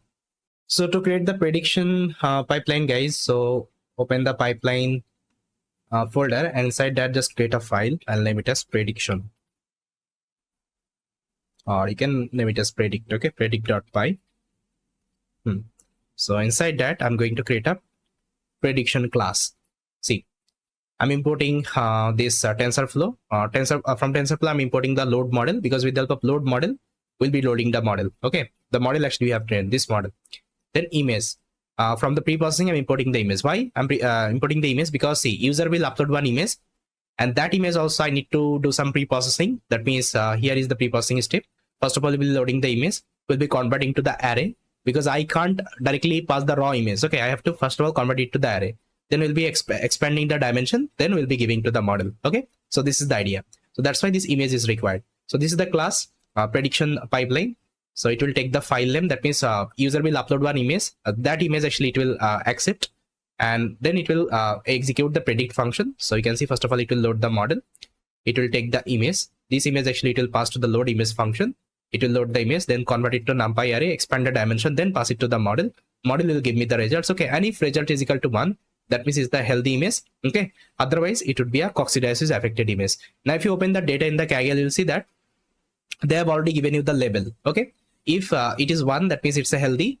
If prediction is 0, that means it's a coccidiosis affected image. Okay, so this is the simple idea. Now this thing will be creating this thing actually will be writing inside our main file, which is nothing but app.py. So now let's create the our app, user app. So for this we'll be using Flask to create the complete user application.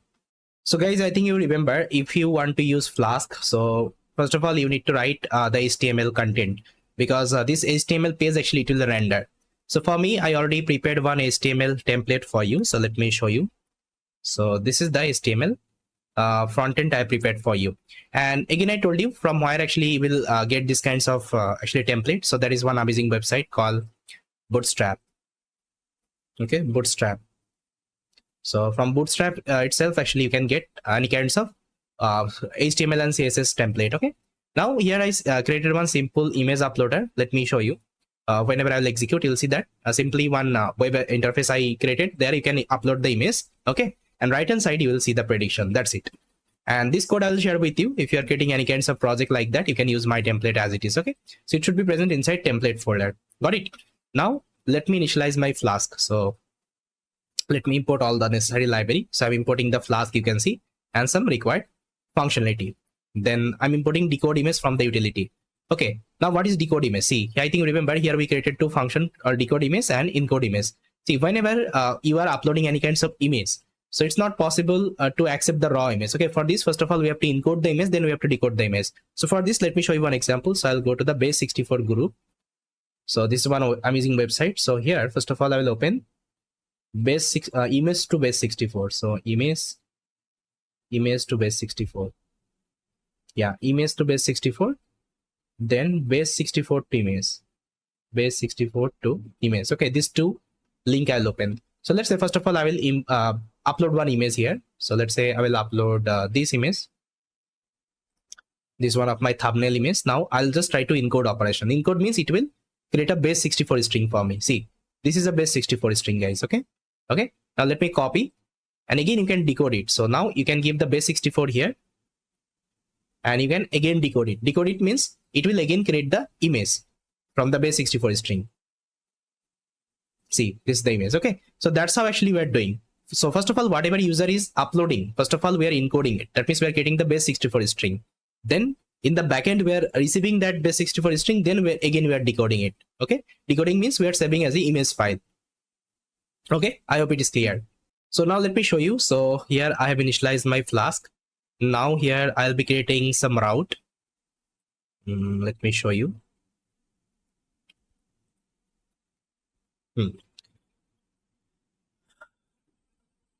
So you can see, guys, this is my default route. That means if user is hitting my application, it will launch the index.html. Okay, here I've given the slash means default route. Then this is my training route. If user is giving /train, it will start the training. Okay, and training is successful. And if training is successful, it will give you successful. And how we are starting the training? We are executing the main.py. This main.py with the help of os.system. Okay, we are running this command. The same thing we perform in our machine learning project as well. Then this is the predict route. If user is submitting the image, it will start the predict route. So first of all, I'm receiving the image. Then I'm decoding it. Why I'm decoding it? Because it would be a base64 string. First of all, I have to decode and convert it to the image. Okay, I think you remember. So here I showed you the demo. Okay, after it will save the image. Then we are using our client app. So here you can see I'm initializing my prediction pipeline, and it will accept the image. The image user is uploading. Then it will give me the result, and that results actually I'll be showing in my front end. Okay, now let me execute my application. So I can remove this part. So port number, let's run 8080. Okay, now let me execute my application.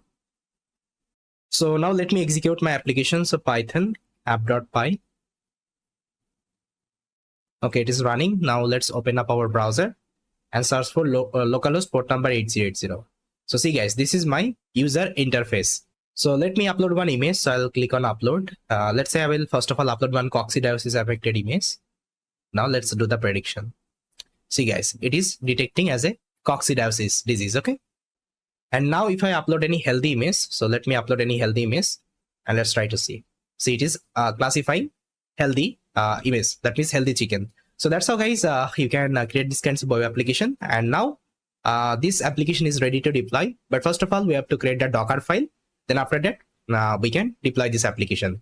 And for deployment guys, I will use the same deployment process. The deployment process actually we did in our machine learning project. Okay, I think you remember the machine learning project deployment. So the same step you have to perform. Only you have to change the like GitHub. Okay, GitHub repository. So there actually I was using my ML project GitHub repository. Now you have to use your deep learning. That is this project GitHub repository. Okay, the same step I perform here. You have to perform the same thing.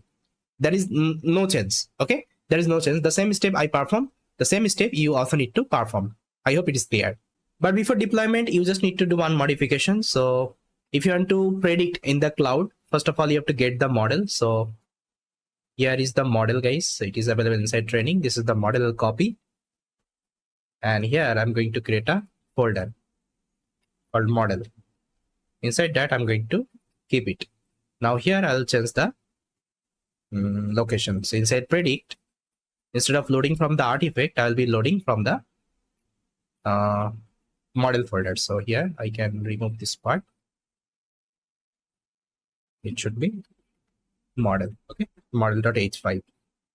Now again, you can test whether it's working or not. I'll go back, refresh. Then I'll upload. See, it's working fine. Okay. Now see, one task I will give you. So this model, actually I copy pasted manually. Okay, inside the model folder. Okay, inside the model folder, I copy pasted manually.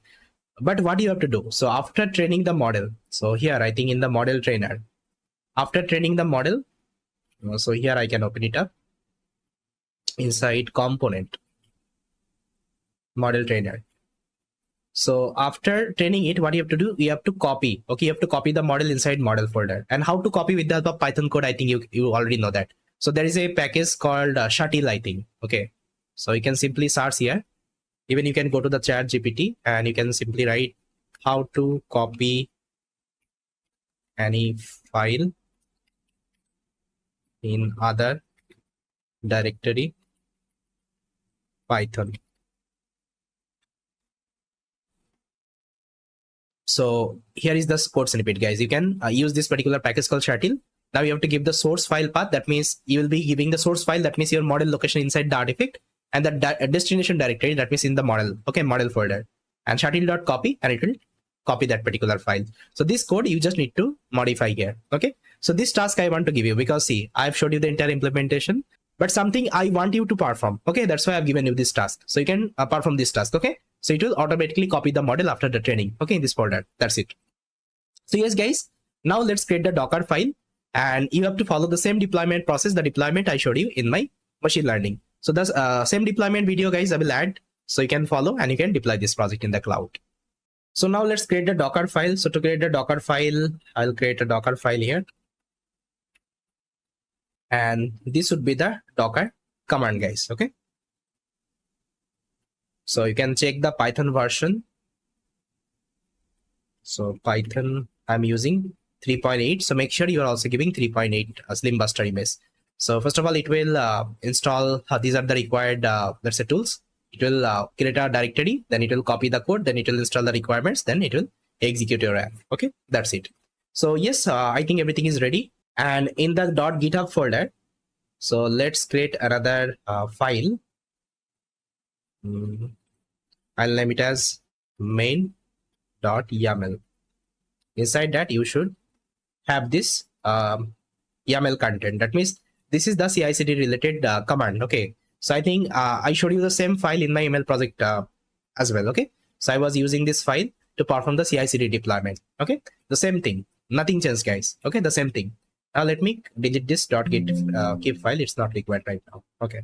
Now everything is ready, guys. So now you are ready to deploy. So follow the same actually step, whatever step I showed you in the deployment, and try to deploy this project. Okay, guys. So now we'll start the deployment, and here you can see I have already added the deployment steps, like what are the things we're gonna perform. You can see first of all I have to log into the AWS console, create the IAM user. Okay. Then this is the deployment actually description. Like first of all, we'll be building the Docker image of our entire source code. Then we'll be pushing this image to the ECR. So here we'll be using some services from the AWS. One services we'll be using called ECR. That means Elastic Container Registry. So here you can push any kinds of Docker image. So this is the alternative of the Docker Hub. I think you know Docker Hub. Okay, there you can also store the Docker image. Then we'll be launching the EC2 machine. EC2 is a virtual machine, virtual computer. Then we'll be pulling this ECR image to the EC2 machine. Then we'll be running that image to the EC2 machine. Okay, then we'll be doing some port mapping. Then we'll be able to access the application. And this is the policy I have to give. Okay, whenever we'll be creating the IAM user. So you can see all these steps actually I have written down here. So we'll be following these are the step one by one. See guys, before starting the deployment, you need one very important you can say file called cicd.yml. And this file you have to create inside a folder. So let me create the folder first of all. So the folder name should be .github. Okay, .github. Inside this folder, you have to create another folder called workflows. Okay, now inside workflows, you will be creating one file called cicd.yml. So this YAML file will help us to do the deployment. Okay, it will execute all the automated command, because here we'll be using GitHub action, okay, as our CI/CD tool. And for this, we need this file actually. And the folder structure should be like that. First of all, .github, inside that workflows, inside that cicd.yml. And these are the command you have to mention here. And now you can ask me where I got this command. Just simply search on internet how to do the CI/CD deployment with GitHub action AWS. You will get this cicd.yml file, okay, from the GitHub site, and you can copy paste the same thing, and you can do some modifications. So what I did some modification here, and rest of the things I keep it same. So it will perform the continuous integration, then continuous delivery, as well as the continuous deployment. Okay, I'll tell you what will happen whenever we'll be doing the deployment. As of now, just try to remember this is the thing you have to do. Now you have to mention the port here. I think you remember we are running our application in port number 8080. That's why we have given port number 8080. If you are using any other port, you have to change the port number here. Okay. Yes. Now, see, before starting the deployment, guys, first of all, I will tell you what is CI/CD deployment exactly. For this, I already recorded one video previously. I'll add this video part in this video. This will give you the entire understanding what is CI/CD deployment and why we need it exactly. Okay. Then after that, we'll be starting the deployment. So guys, as I already told you, here we'll be doing something called CI/CD deployment, right?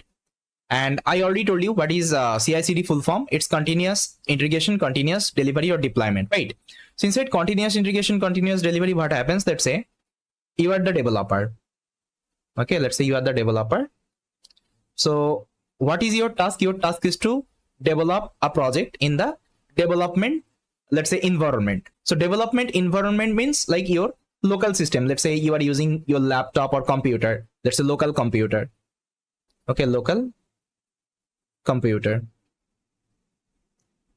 Fine. Then what we are doing, I think you remember, we are committing this code to the GitHub, right? We are doing the code management. I think you remember. That means whenever I was adding some new feature, I was pushing this code to the GitHub. Yes or no? Okay, with the help of Git client, we are pushing the code in the GitHub server. Now what happens actually, let's say after deployment. So this is called actually development server, or I can write this is actually development environment.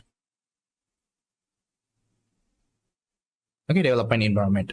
So after implementing this project, what we have to do, we have to deploy this project, yes or no? Let's say somehow you have deployed this project on the AWS cloud. Let's say this is your AWS cloud. Fine. So let's say you have deployed this project to the AWS cloud. Manually you just created a, let's say, instance there. You just took a machine there, a EC2 machine, and you manually deployed this project. Now it will give you some endpoint. Okay, endpoint. So with the help of this endpoint, any of the user can access your application. Now let's say after 4 months, or let's say 6 months, you want to add some more features in this, let's say, application. Let's say you are deploying medical chatbot. The medical chatbot we implemented, I think you remember, right? let's say you want to add some more data, you want to add some more knowledge base, and you want to add some more features in this application, then what you have to do, you have to again develop this, let's say, features in your code. Then what you will be doing, again you will be deploying this application to the AWS cloud. Now just try to see, whenever you are deploying the project for the second time, let's say this is the first time you have deployed, then you are trying to deploy for the second time, then what you have to do, first of all, you have to stop this application in the AWS. Okay, stop this application, then you will be uploading your updated code. Then this code will reflect to the endpoint, then user will able to access that.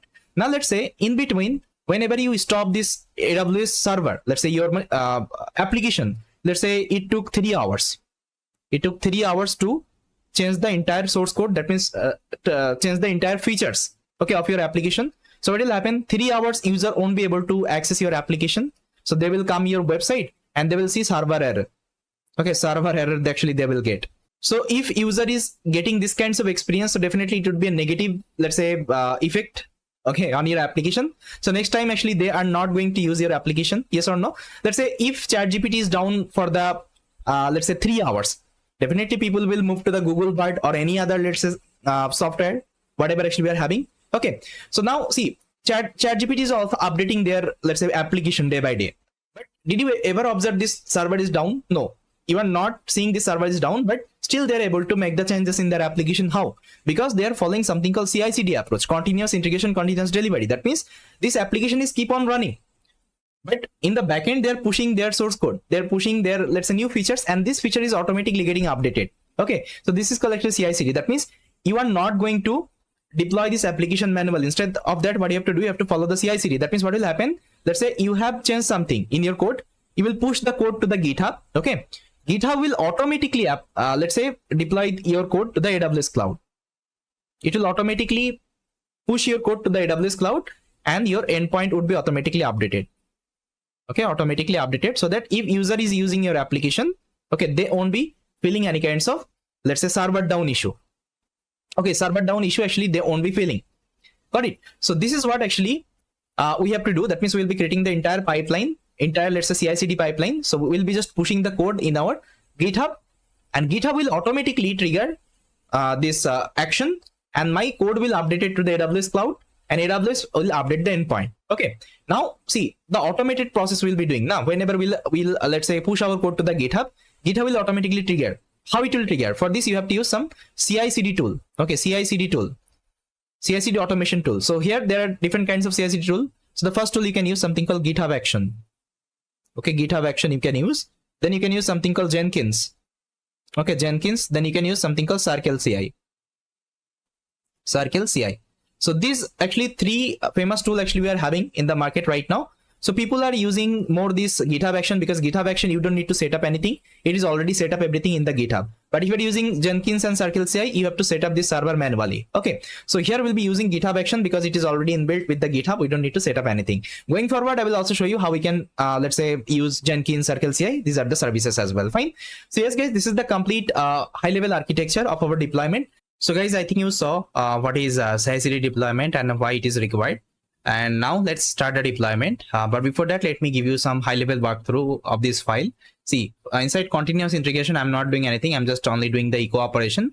But going forward, if you are running any test cases, you can execute the test cases inside continuous integration. Inside continuous delivery, I'm just authenticating with my AWS account with the help of AWS access key and secret key. I'll tell you how we get it. And after that, what I'm doing, I'm building my Docker image. Okay, with the help of Docker file, it will build the entire Docker image. Then it will push this Docker image to the ECR repository. Okay, then inside continuous deployment, I'm again you can say authenticating with my AWS account with the help of this credential. Then I'm pulling my Docker image inside my EC2 machine. Okay, then I'm executing here. Okay, and then after that we'll be doing some port mapping and we can access our application. This is the high level walkthrough. Now let's go back to my AWS. So I already have one AWS account, guys. If you have account, please try to log in with your account. And if you don't have account, try to create one account. So the first thing what you have to do, you have to create one IAM user here. So let me create one IAM user. So you can simply search for IAM. That means Identity Access Management. That means you are not going to give all the permission of your AWS account. Okay, because you need some certain services here. So we'll be only giving that particular permission. Okay, that's it. I'll just click on the user and let's create a user here. Now I'll give the user, let's say, ML project. You can give any name, it's up to you. Now let's attach the policy. So here I already added the policy, what policy actually you need in the readme file. So here I need two policy. One is the EC2 container registry full access, that means ECR, and this is the EC2 machine. Okay, so simply starts here and just try to tick mark it. Okay, once it is done, just try to remove and again give the second permission. So starts here and try to give the permission and simply click on the next. I'll see that two permission I have added. Now I'll create the user. Now so user is created. Now click on the user, go to the security credential, go to the access keys, select command line, and I understand the above recommendation, click on the next. After that, create the user. And this is your access key and secret key, guys. Okay, now you can download it as a CSV file as well, so that I need later on. Okay, so yes, and don't share this key with anyone, otherwise they will be also able to access your account. Okay, so I'll remove it after the recording, that's why I'm showing you. So it is created. Now you can see this first step we have done. That means we have logged into the AWS credential. That means we have logged in our AWS account. Then after that, we created the IAM user, okay, with the permission we have given. Now the next thing, I have to create the ECR repository. Okay, so to create the ECR repository, search for ECR, Elastic Container Registry, ECR. So this one. And make sure you track your region. Okay, see, I'm working in the Mumbai region. If you're using any other region, you have to give the region ID. Okay, so here I'll be using AP South 1. Got it? So create the repository. So you can give any name. Let's say I'll give ML project. Keep it everything default, no need to change anything. Create the user simply. Okay, and copy this URI and save it somewhere because I need it later on. So let's say I will save it here as of now. Okay, now the next thing, I have to create a EC2 machine. Okay, Ubuntu machine I have to create. So for this, here you can search EC2. That means virtual machine, EC2 instance. So simply just click on launch instance, give the name, let's say ML machine. You can give anything, it's up to you. Select the Ubuntu. Then after that, you can select the instance type. Let's at least take 8 GB memory, guys. Okay, 8 GB memory you have to take. So let's take T2 large, and after that, select the key value here. If you don't have a key value, you can also create. Let's create ML project. So this key value here you need. Let's say if you want to access your machine with the help of any third party, let's say a tool, let's say MobileStream or Putty, that time actually you need it. But here I'm not going to use third party tool. I'm going to directly launch the like AWS CLI. Okay, from there actually we can access our machine. I'll tell you how to do it. Then after that, select these two options, HTTP and HTTP, and select the configuration storage. At least take 30 GB. After that, let's launch the instance. So click on the view instance. Now it should be running. Just refresh here. The status should be running. Now guys, you can see my status is running. That means my machine is running. Now click on the machine ID and click on the connect button and simply connect. Okay, it will open a new window and there you will get one black terminal. And this is your production server.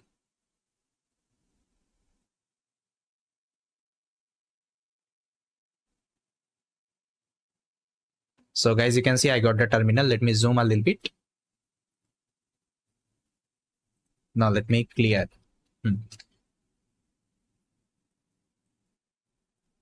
Okay, now here you have to set up some of the tools. So here I have already mentioned the command. So these are the command you have to execute. First of all, let's update the machine.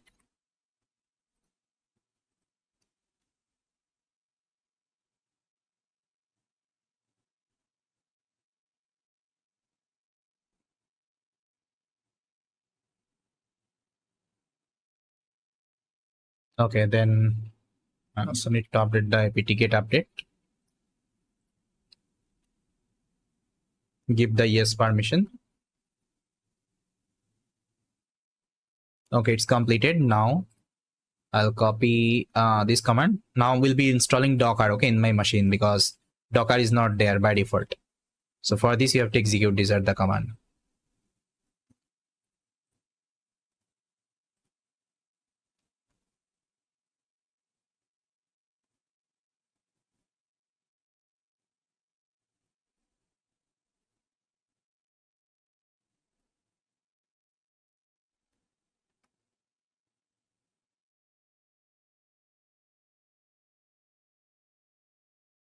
Okay, so next command. Now I think the last command we have to execute. So these are the Linux command. Now it's done. Now if you want to test whether Docker is running or not, just write Docker ---- version. So it will show you the version. Okay, if showing the version, that means Docker is running successfully. Okay. Now the next thing will be configuring this EC2 as our self-hosted runner. That means we'll be connecting our GitHub with our AWS. Okay, that means whatever, let's say, commit will be doing in my GitHub, okay, it will automatically let's say push to my AWS cloud. Okay, for this what I will do, I will open up my GitHub repo. Make sure you are using your repository, not my repository. Click on the settings. Now here you will see one option called action. Now runner. Now here you will see self-hosted runner. Just try to click here, select the Linux machine, and you have to execute these are the command. Okay, till configure. So let's copy one by one and let me execute here.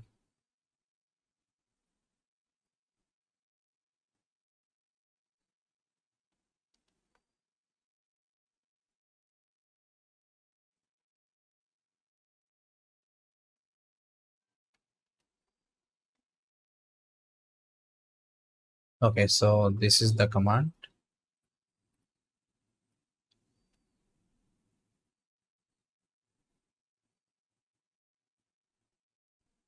Now I'll go to the configure and copy this command and let me execute. Now I'll see that it will connect with my GitHub. Okay, with the help of GitHub action. Now see authenticating GitHub. Now it is asking for the name of the runner group. I won't be giving anything, just press enter. That is asking enter the name of the runner. You have to give self-hosted. Okay, make sure you're giving the same name, otherwise it won't be working. Now it is asking for the label. I'll skip it, press enter. Then again I'll press enter. Okay, now press enter. Now see, it is done. Now let's connect the GitHub. So for this, let's copy the last command and let me execute.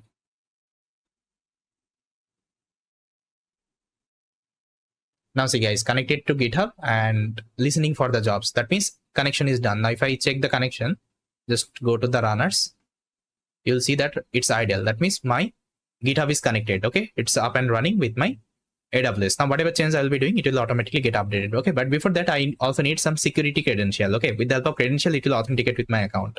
So here I already mentioned, after that you have to add some security. Okay, secrets. So let's add the secret. For this, left hand side you will see secret and variable. Go to the action and repository secret. Okay, create a new repository secret. First of all, give the all the list I have given. So copy this one, AWS access key ID, give the key name, and here you have to give the secret. And where you will get the secret, I think remember we downloaded one, this access key. Okay, whenever we created the IAM user. So let me open it up. So this is my secret. Okay, AWS access key ID. I'll copy. Make sure you're copying before the comma, because it's a comma separated, right? So this is my access key ID, and after comma this is my secret access key ID. So I'll copy and mention it here. So don't do any mistake, otherwise it won't be working. Okay, try to follow the exact step I'm doing. Now create a new repository secret again. Now I have to add the AWS secret key ID. I'll copy and I'll paste it here. And this is my AWS secret access key ID. Before the comma, let me mention.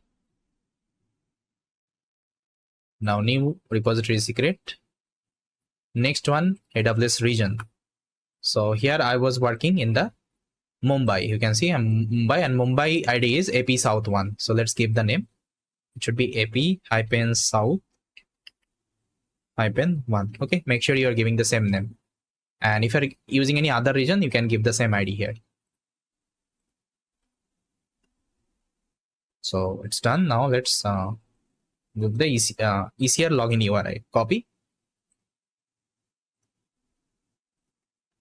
Now what is ECR login URI? I think remember we copied one URI, right? This one. So copy till .com and try to paste it here. And make sure you are giving your one, guys. Okay, not my one. Otherwise, it won't be working. Now the next one I'll be creating ECR repository name. And what is ECR repository name? So here you will get it. So the last one after the /ml project. Done. I think nothing is there. Now let's start the deployment. Okay, so I'll go back to my repo. Now simply I just need to commit my code. So let's commit cicd edit.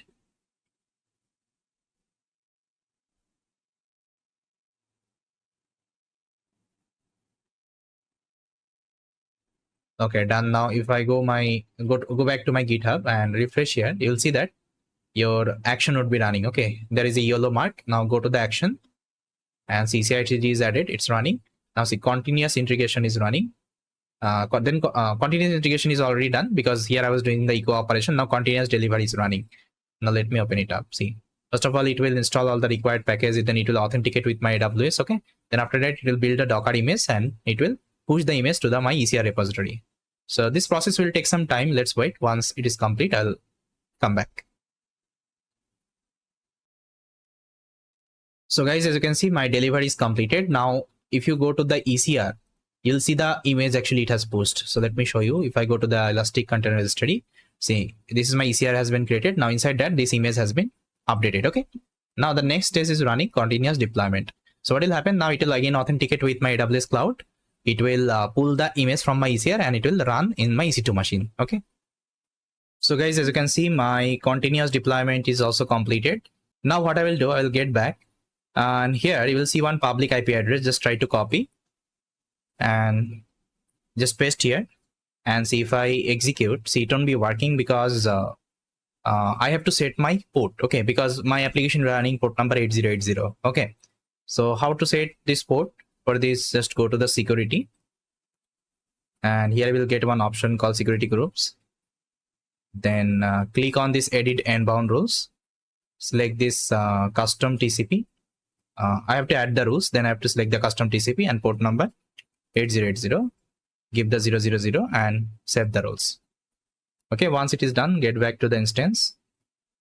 Now copy the public IP address again and try to paste here and give the port number 8080. Okay, now it should work. See guys, my application is running. Now what you have to do guys, first of all, you have to train the model. I think you know. So to train the model, give the /train.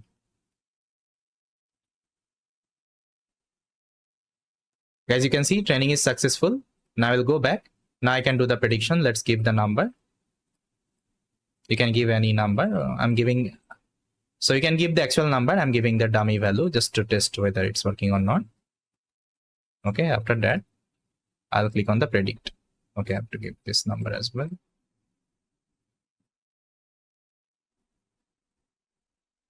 You can see this is the quality of the wine. Okay, that means everything is working fine. Now let me show you how we can destroy all these instance you have created.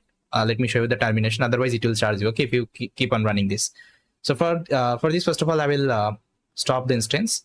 Select the instance. Click on the instance type, instance, and click on the terminate. Okay, terminate means it will delete after some time. So it is shutting down. After some times, it would be deleted.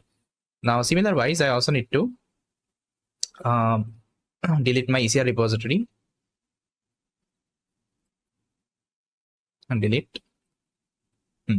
And one thing, let me tell you, see, whenever your application is running and if you're adding some new feature, okay, next time, so you have to execute this, you have to uncomment this 3 line. Okay, this 3 line, what it will do, it will first of all stop the current running container. Okay, then it will, let's say, launch your new container. Okay, so make sure whenever you are pushing second time, that means the second time if you're pushing, you don't need to do the configuration. It's just a one-time setup. Okay, so it will automatically update your application in the AWS clouds. But before that, you have to activate this 3 line. Okay, I hope it is clear. Now let me show you how to delete. Yeah, so it is already deleted. Now I will be also deleting the IAM user ML project. Just try to delete it. Give the name. I'll copy and here let me paste.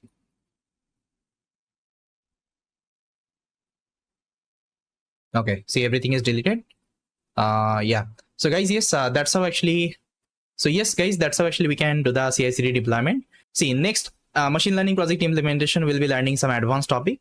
So there actually I'll show you how we can use different kinds of MLOps tool as well. So yes guys, this is all from my side. I hope you liked it. If you liked it, so please rate the course. With that guys, thank you so much for watching this session, and I will see you next time. So guys, in this video we'll be learning how we can perform automatic data labeling with the help of Microsoft multi-model called Florence 2. If you don't know about Florence 2, Florence 2 is a multi-model like powered by Microsoft. So they have developed this particular model. So with the help of this Florence 2 model, you can perform object detection, image classification, image segmentation, OCR. Okay. Then you can also perform automatic data labeling. So everything is possible with just one model. So this model takes prompt. Based on the prompt, it decides what kinds of tasks actually you want to perform. Let's see if we're giving prompt related object detection, so it will perform the object detection. Similar wise, you can also perform, let's say, image classification, segmentation, and so on. So in this Colab notebook, we'll be doing the experiment. First of all, we have to install some package. So if you want to use Hugging Face, guys, you have to install some additional package. So let me install additional package, but before that, make sure you are connected with the GPU. So let me connect. See, it's already connected. Now let me connect my GPU. So guys, as you can see, my installation is completed. Now, next thing, I have to import some of the libraries. So here you can see I have imported some of the libraries, and I'm also importing transformers.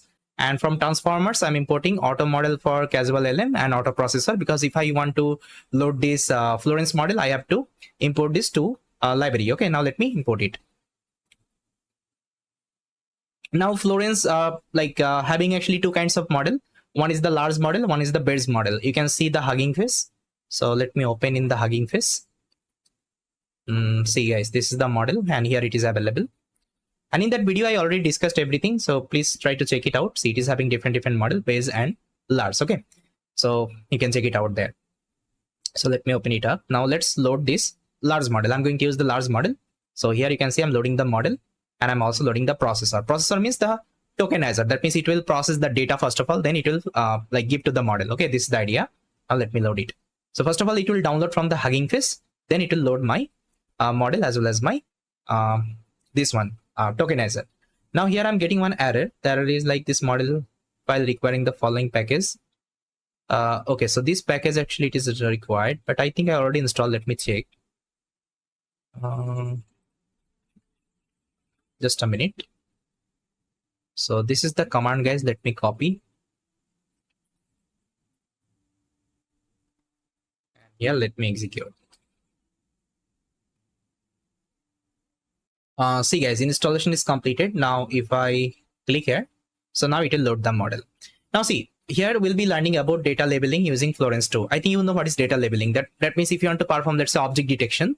So what you usually do, you just first of all annotate the data. So let me show you. So there is one website you can follow, a Roboflow universe. Okay, Roboflow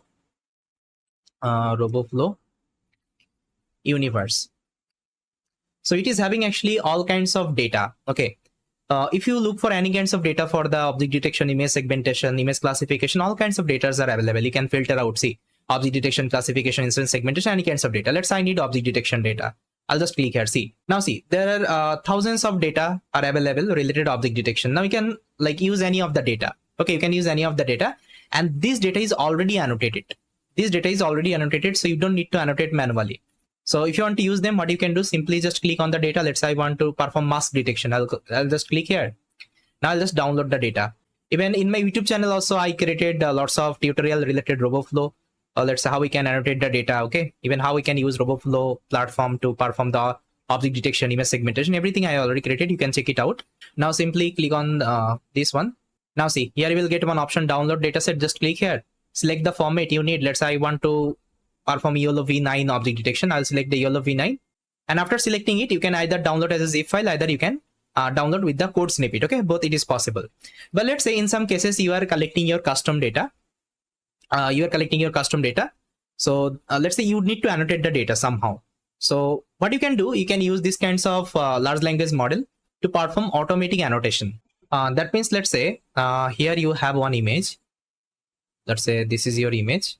And inside that, actually, you are having one object, let's say one person, and you want to do, let's say, this person detection. So first of all, you have to do the annotation. That means you'll be creating a bounding box. Okay, like that. And it will have actually 4 coordinate point, you can see. Okay, 4 coordinate point. So whenever you do the annotation, it usually save this location. Okay, location of this, let's say object, let's say this coordinate point. It will save in a TXT file. If you're doing YOLO format annotation, it will save in the TXT file. Okay, inside that, it will have the location of that object. I think you already know that. Now let's say you are having actually 1 million image. Okay, 1 million image. Now just try to think, okay, how much time actually it will take. It will take lots of time. Even you will also need lots of manpower to perform the annotation. Fine. So instead of like manually annotating, what we can do, we can use these kinds of large language model. Okay, we can use these kinds of large language model. That means multi-model, Florence 2 model, and we can simply pass this image to my large language model, and large language model will automatically detect the object. Okay, and it will return you the location of the object. Okay, location of the object, and you can save this object to the you can save this location to the txt file. Okay, then you can convert the txt file to the YOLO format. Okay, that means your annotation file is ready.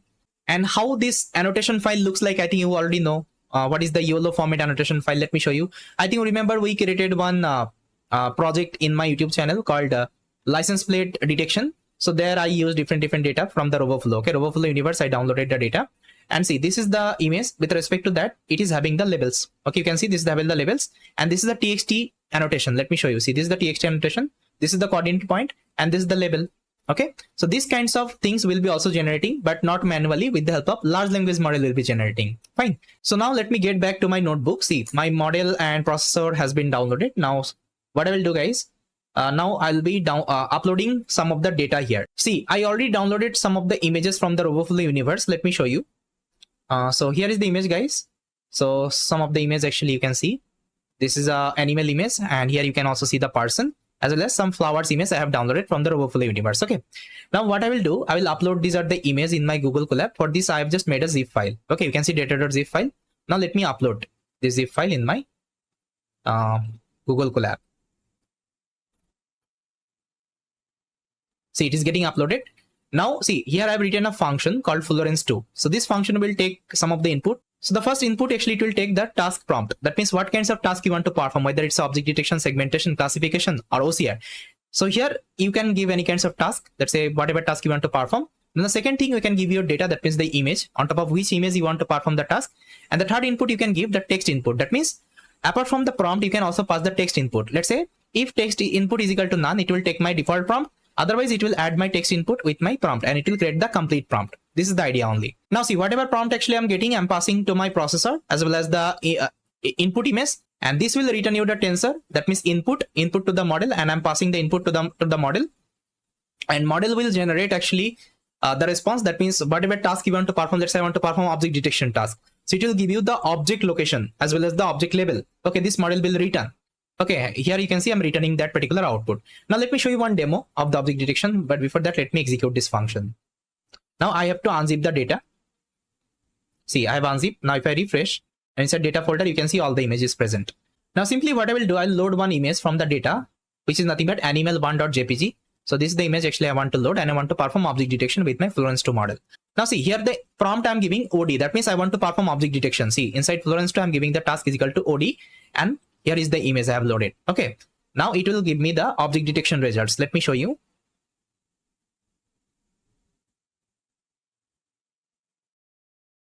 So guys, this is the response I got. You can see all the coordinate point I got. That means all the detected object. So it has detected elephant as well as the person. Now if you want to visualize them, what you can do, you can use this function.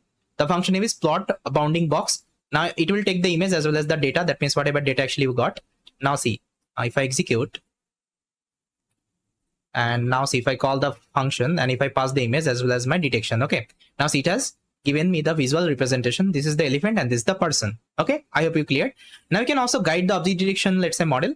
Let's say I don't need the elephant, I only need the person. Okay, at that time what you can give the text input is equal to man. That means I only want to detect the man, okay, not the animal. Now see, if I give this prompt to my Florence 2 model, it will only give you the man detection, okay, not the animal detection. Let me show you. It's like very powerful model, guys. Okay, very powerful model. They have integrated generative AI as well as the computer vision. They have created one hybrid architecture. So this is one amazing resource you can use. Even I personally liked it because let's say whenever I want to do any kinds of computer vision related task, I have to do the data annotation.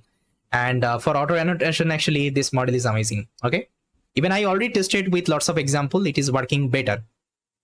So that is why I have created this video, so that you can also learn, okay, how we can perform this auto labeling and all. Now see, it has already detected the man. Fine. Now see, we'll be doing the auto labeling. For this, I have written the same function again. See, same function I've just copy pasted. Now let me execute it, this function. Now here I've written a function called process image. It will take the folder path. That means in which folder you have the image, it will take the path, and what it will do, it will load all the images one by one, and it will pass to the model. Okay, and model will try to give you that particular, let's say, location, object location, and that location actually it will save in a txt file. So this is the template function I have written. You can use this function as it is. No need to change anything. Now let me show you how it will work. So let me execute this function. Now see, here is my location of my data. So just copy the path and pass it here. Now call the process image. Now inside that, just pass it. Now see, if I execute, now see, initially there is no txt file. Now see, one by one, it will take all the images, it will do the detection, and it will extract the location, and it will save in the txt file. So it will take some time, guys. Let's wait. Once it is completed, I will come back. So guys, as you can see, it's completed. Now if I show you my folder, if I refresh, see, it has created a txt file. Now let's say if I open this txt file, see, this is what actually it has saved. You can see the complete bounding box as well as the label. Okay, label is rows, because this is a rows image. If you open this b1 jpg, it's a rows image. See, okay. Now see, this is not a YOLO format. Now if I want to convert to the YOLO format, what I can do, I can use this converter. Okay, so here I've created another function, convert to YOLO format. So it will take the bounding box, label, image width, and okay, image height. These are the parameter, and it will automatically save as a YOLO format. Okay. So that YOLO format, I think I showed you. Okay, I think you remember. So now let me execute this code snippet, and here let me give the location again. So inside this data folder, I'm having all the txt. Now see, if I execute, it will automatically convert all the txt file to my YOLO format.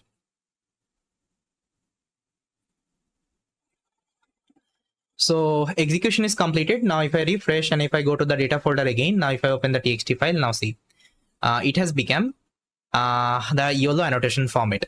Now see how it is generating the label. You can see the label 0 and 1, because here if you see in the preprocessor function, I have made this label. Okay, class mapping. That means first of all, you have to see in the image what kinds of object you are having. So if I show you my image, so inside image I'm having animal, that means elephant, person, and the last one is my flower. Okay, so these three label actually I'm having elephant, person as rows. So elephant I have defined with 0, person I have defined with 1, and rows I have defined with let's say 2. And if you have any other class, you can also add here in this particular dictionary. It will automatically map, because you can see it is detecting. Now it is detecting the object as well as it is also giving me the label. Here I think I showed you. Here, see. Okay, that's how it will do the mapping operation. Fine. So I think you got it, how we can perform the auto labeling. Now we can use this data for your custom training and all. You can use any kinds of, let's say, object detection model, and you can train this data. So in this video, I'll tell you how we can perform the auto annotation. Okay, with the help of one amazing model from the Meta AI. Let me show you. So the model name is Segment Anything. Okay, SAM. You can see Segment Anything model, SAM. So this is a new AI model for the Meta AI. Okay, from the Meta AI, that can cut out any object in an image with a single click. That means this model can, let's say, do the segmentation, image segmentation. That means it can select any kinds of object from an image. Okay, that means it can create the complete mask. Okay, mask on top of the image. And this is from actually Meta AI research. So they have developed this particular model and they name it as SAM. Okay, Segment Anything model. Okay, so you can visit their website, guys, samanything.com. So all the examples, see all the example they have given here. Even you can also perform this on the video as well. See, this is the results. Amazing result, guys. See, okay. So one amazing model actually they have developed. Now let's try to see how we can use this SAM model. For this, what I have done, guys, I have created one Colab notebook for you. So this is the notebook. So first of all, let me connect this notebook. Make sure you have selected GPU as a runtime. So I already selected. For this, just click on runtime, change runtime type, and select the GPU. So now let me connect the notebook. So here, first of all, I'll be uploading some image. So what I can do, I can create a folder. I'll be naming as images. Okay. So inside that, I'm going to upload image. So I'm having two images actually. Let me upload. I just downloaded this image from the Roboflow. See, this dog and dog 2 image actually I'm having. Okay. See, this is the dog image and this is another dog image I'm having. As of now, I'm taking only 2 image example, but if you want to perform the annotation, auto annotation, you can take like so many image here. Okay. Just to show you, I'm using 2 image here. Now, let me first of all show you whether I got GPU or not. For this, you can execute this command.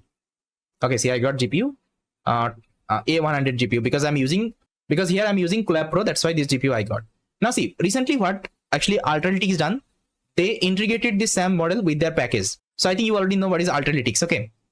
So Alterytics is actually a framework. With the help of that, you can perform lots of computer vision related tasks. That means all kinds of YOLO model you will also get inside Alterytics. Okay. So they already actually integrated this SAM model inside Alterytics. So let me install Alterytics. So we'll be using Alterytics to access this SAM model. And it's like very easy. If you're using Alterytics, only you just need to define the model, give your data, and you will get the results. Now let's import the Alterytics. Now see, it is having actually two kinds of model. One is like SAM L model. This is the large model, and SAM B model. This is the base model. Okay. So first of all, let's take the base model, SAM-B.pt. So this is the model, and this Alterytics will automatically download this model from the internet. Okay. You don't need to manually download. So here you can see I'm importing SAM from Alterytics.vit. Okay. Now here I'm giving the prediction images. Now you can see inside images, I'm having one image called dog.jpg. Okay. So this is the image actually I'm getting. Now see, if I execute the program, what will happen? Just see the magic, guys. It is like amazing model. Even I liked a lot this model. Just see the performance of the model, guys. Okay. Now see, guys, execution is done, and here I got the result. See, it has performed the masking operation. Now you can see this is the complete image array. This is the label it has also given me. Now see, this is actually numerical representation, but if you want to see the visualization, what you can do, refresh here. You will see one folder has created called runs. Open it up, segment, inside that prediction, and this is your final prediction, guys, and see the results. Amazing. Okay. See, amazingly, it has performed the segmentation. That means it has created the mask. See, complete mask it has created. Got it? It is amazing, guys. Amazing, actually, model they have created, this Meta AI. Now we'll be using this technique to perform the auto annotation. Okay, auto, let's say this masking. That means if I want to, let's say, train one image segmentation model, how we can annotate our data instead of manually annotating the data. Okay, so let me close it.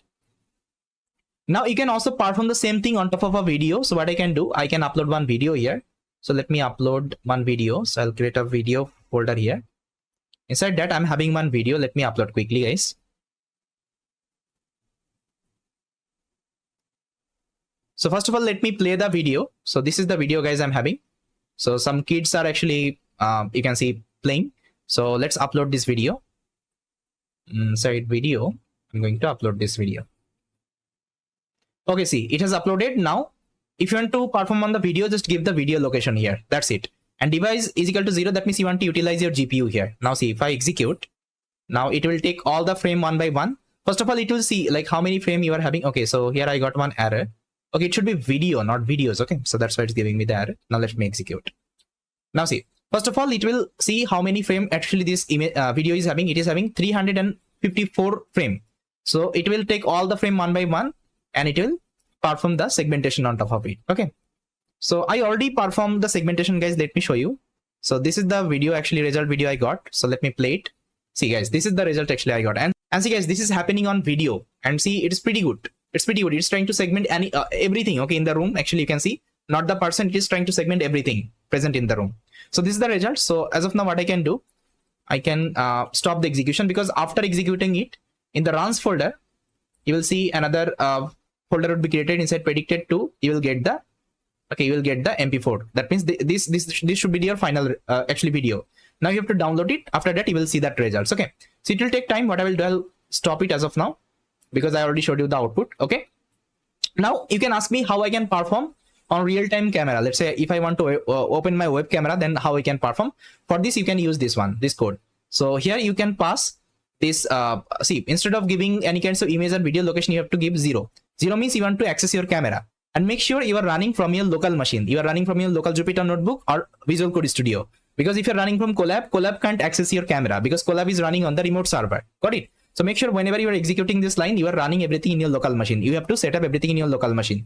And how to set up GPU in your local machine? For this, I also created one video, guys. Let me show you. See, set up NVIDIA GPU for deep learning. So here I showed you how we can install all the NVIDIA related, let's say, toolkit, okay, to access your GPU. So this video you can refer. First of all, set up GPU in your system, then try to perform it. You can also run it on your CPU. It will work, but CPU actually inference would be a little bit slow. Got it? Now here I'm not going to run this cell, because I'm running this code on my Google Colab right now. Now let's generate actually segmentation data using detection model. Okay, now see, if you want to actually generate this annotation, that means your segmentation annotation. So first of all, you have to use one detection model. So detection model wise, I'll be using YOLO V8 model. Why you have to use detection model? See, first of all, what will happen? Let's say this is your image. Okay, let's say this is your image. Inside image, let's say you are having one person. Okay, you are having one person. So before applying the segmentation, what you have to do, let's say you are having multiple person in this image. Okay, so first of all, you will be applying detection model to detect any object present in the image actually. Because what happens, SAM model doesn't have any kinds of label name. Okay, it doesn't have any kinds of label name. It will only do the masking. Let's say it has done the masking on this person, but it doesn't know it is a person. But how I will get the label? I will get the label from the detection model. We'll apply detection model on top of it. Okay, detection model will give me this is a person class. It's a person class, and this detection will go to the SAM model right now. Only this part will go to the SAM model, and SAM model will do the masking operation on top of it. That's it. It will do the masking operation. Okay, and this annotation file, that means this whatever mask it has created, this annotation file would be saved in a txt file. Okay, txt file, and this is going to be my annotation file. Okay, and this annotation file you can use for the model training later on. So this is the complete idea. Got it? Very simple. Now let me show you how we can perform it. So you can see I'm importing auto annotate from Alternative YOLO data annotator. Okay, so it is already created one function for the data annotation. Inside that, I'm giving my image location. See, you have to give the complete image folder location. Then you have to give the detection model. Here I am using YOLO V8. Okay, for the detection model, and you have to pass the SAM model as well. I'm using the base model. Now see what happens if I go to the Alternatives package. So they have created one actually function I told you, auto annotate. Let me show you. So inside YOLO Alternatives, inside Alternatives, inside for Alternatives folder. Now inside actually data annotator, see this is the function they have created, auto annotate. So here actually they are loading the detection model as well as the SAM model. You can see after that you can see they are performing the detection, and whatever detection they are getting, they are performing the segmentation on top of it with the help of SAM model. You can see SAM model. Okay, they're using SAM model, and whatever, let's say, annotation file they are getting, they're saving as a txt file here. Okay, so you can see it is opening a txt file. So now let me show you. So let me execute this code. Okay, now let me refresh. Now see, it will create a label folder. Inside label folder, you will get all the txt files. See, this is the segmentation annotation. This is the polygon boxes, guys. Okay, polygon boxes, and this is another one. Okay, now what you can do, you can download this image as well as you can download the label, and you can train one segmentation model. Okay, amazing. It's amazing, guys. Got it? Now this is the complete code. That code, guys, I've just copy pasted just to show you what they are doing. You can see this is the auto annotate function. So inside that, you can see they are loading the detection model as the segmentation model. Then after that, they're looping through the frame. That means video frame or image frame, or let's say video camera frame, and they're performing the detection. And detection actually they are passing to the, you can see this is the SAM model. SAM model. See here inside the SAM model will create the mask. After that, it will save that detection file. That's it. Okay, very simple, guys. You can use this SAM model to perform the auto annotation right now. With that, thank you so much for watching this video, and I will see you next time. So here we'll be doing actually text to image generation with the help of Hugging Face. So if you want to actually generate image from the text, so you have to use something called diffusion model. Okay, diffusion model.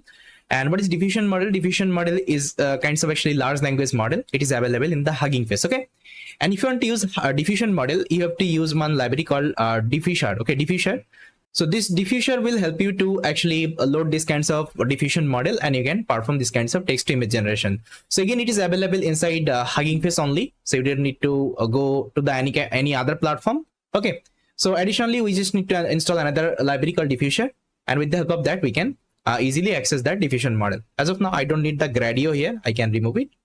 So these are the library actually I have to install here. So as you can see, diffuser is the Hugging Face page for using the diffusion model from the Hugging Face hub. So here you can see, let me show you the page. Actually, I have already given the link.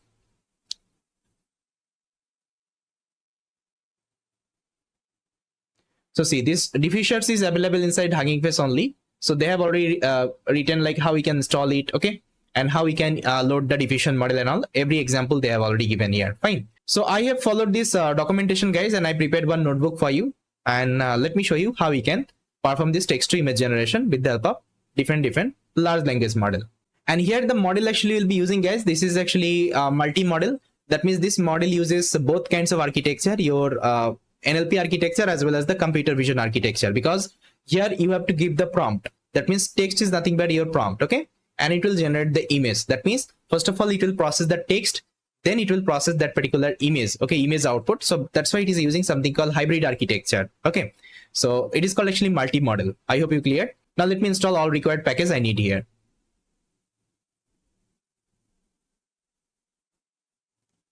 Now let me import this stable diffusion pipeline for diffusers. The same way actually we used to load our pipeline. I think you remember from the transformer. So here also we have to load the pipeline for the diffusers. Okay. Now I also need the matplotlib because I want to visualize the image. Then I also need the torch library. Now if you want to see the version of any package, you can execute this command pip show the package name. It will show you the version. Okay. Now here I kept actually two kinds of diffusion model. This is the model ID 1 and this is the model ID 2. You can see the first model. This is the first model. So the model name is Dreamlike Diffusion 1.0. So this is the model, guys, and it is available in the Hugging Face hub. Okay. See, whatever models actually you can see in the model section, this is called actually Hugging Face hub. That means in the hub also you can upload your own model. It is possible. Let's say if I click on the model now. So inside this model, you can upload your own model. Let's say you fine-tuned one model and you want to share with the community. You can also push your model here. Okay, so the other people can download your model and they can use it. Okay, I will also tell you how you can push your model to the Hugging Face hub. Everything I'll try to show you. Even you can also upload your own dataset. Okay, it is also possible here. Now this is the model, guys. You can read about the model and this is the a few results actually. You can see they have given different prompts and these are the results they have generated. Okay. This is one of the amazing model. Even they have also given the code snippet, how you can use it and all, everything they have given. Now another model actually, this one, the model name is Stable Diffusions Excel Base 1.0. This is the model.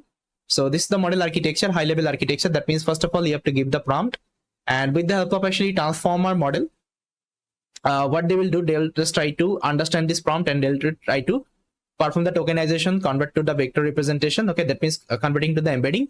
Then they'll be creating one latent dimension 120x cross 120x, and this latent dimension will pass to the unit model. If you don't know, inside stable diffusion actually unit model is used. So unit model will try to generate the image, okay, with respect to the prompt user has given. Okay, you can see last I'm getting the image output. Again, they have already given the paper link and all. If you're interested, you can open it up and you can learn. Okay, see, they have also given the code example. Now let me show you how we can use this model. So what I've done, guys, I'm loading the first model. You can see stable diffusion pipeline from pre-train. I'm loading the first model, and here you have to give some parameter. Okay, that means torch data type torch.float 64 and use safe tensor is equal to 2. Okay, you have to pass this to parameter. Now I'm loading this model inside my CUDA. That means inside my GPU, because if you load inside your CPU, it will take lots of time, right? So that's why I'm loading everything inside my GPU. Now let me show you.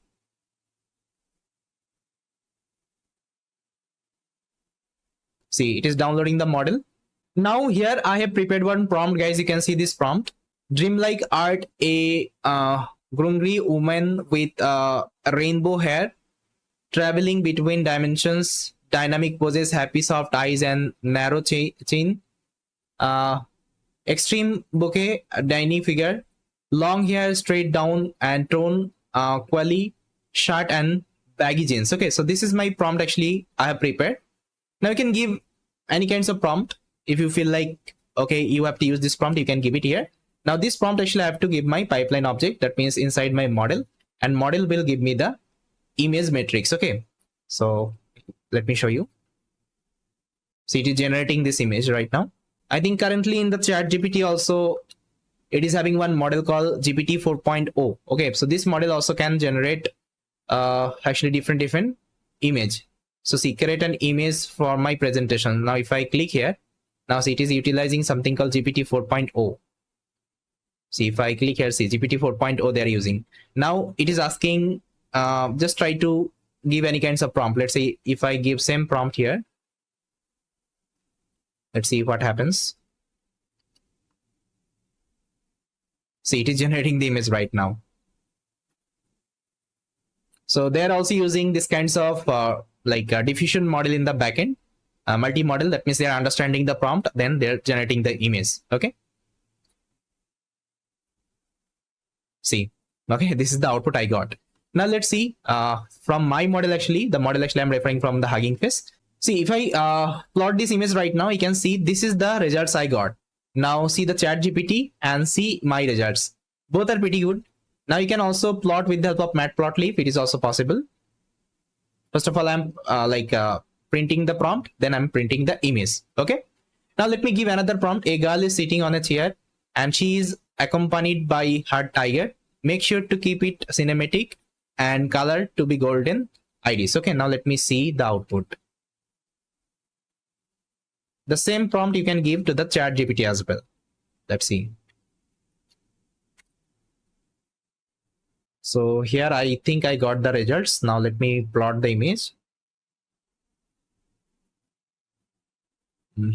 See, this is the image I got, and see, this is the image I got from my ChatGPT. So both are good, guys. Now I think you got it, how we can use these kinds of actually multi-model as well. Okay, if I want to, let's say, generate text to image or image to text, okay, everything is possible.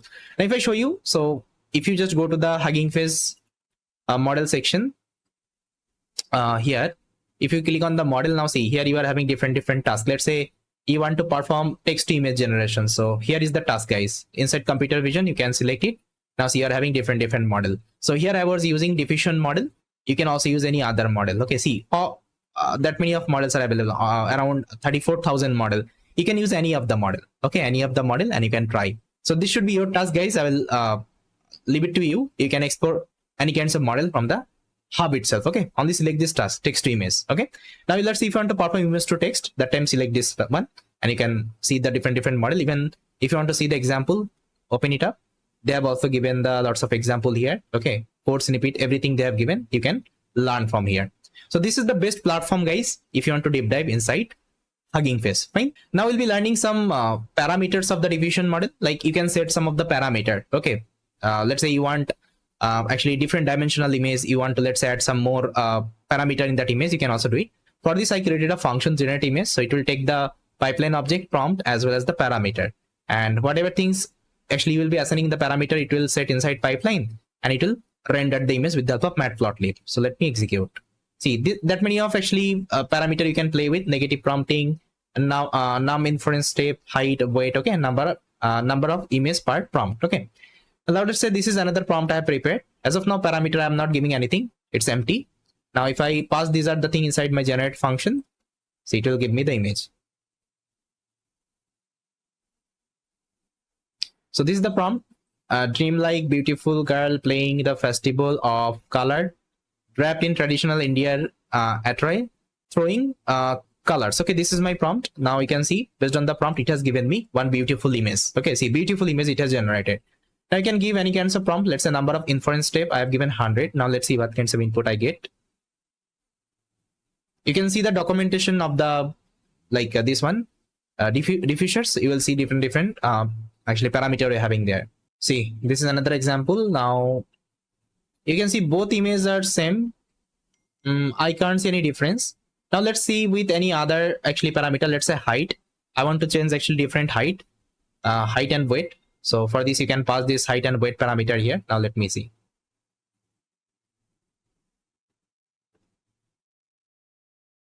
So now you can see, guys, I got the results and in a different height and width right now. So that's how you can play with different parameter. Now let's see another parameter, number per image prompt. That means if I want to, let's say, generate multiple images, that time I can give image number of images per prompt 2. That means it will give me 2 images right now. So here is the results. Now I'm getting 2 output from my image. Now let's say you want to get 3. You can give 3 here.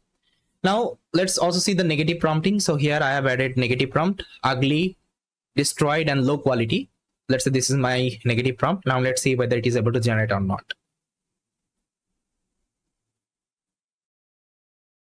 So right now you can see these results and these results. I think you can see the difference. This is a little bit low quality, and the prompt I have given ugly, destroyed, and low quality. So it is almost matching, I think. Fine. So yes, that's how we can use this kinds of multi-model, and I can do the text to image generation. Fine. Now I already showed you we are having so many model, guys. Just try to explore from your end some of the model and try to implement any kinds of projects. Fine. So guys, so far what we have learned, so we saw how we can use the existing model from the Hugging Face. That means, let's say if you want to use any pre-trained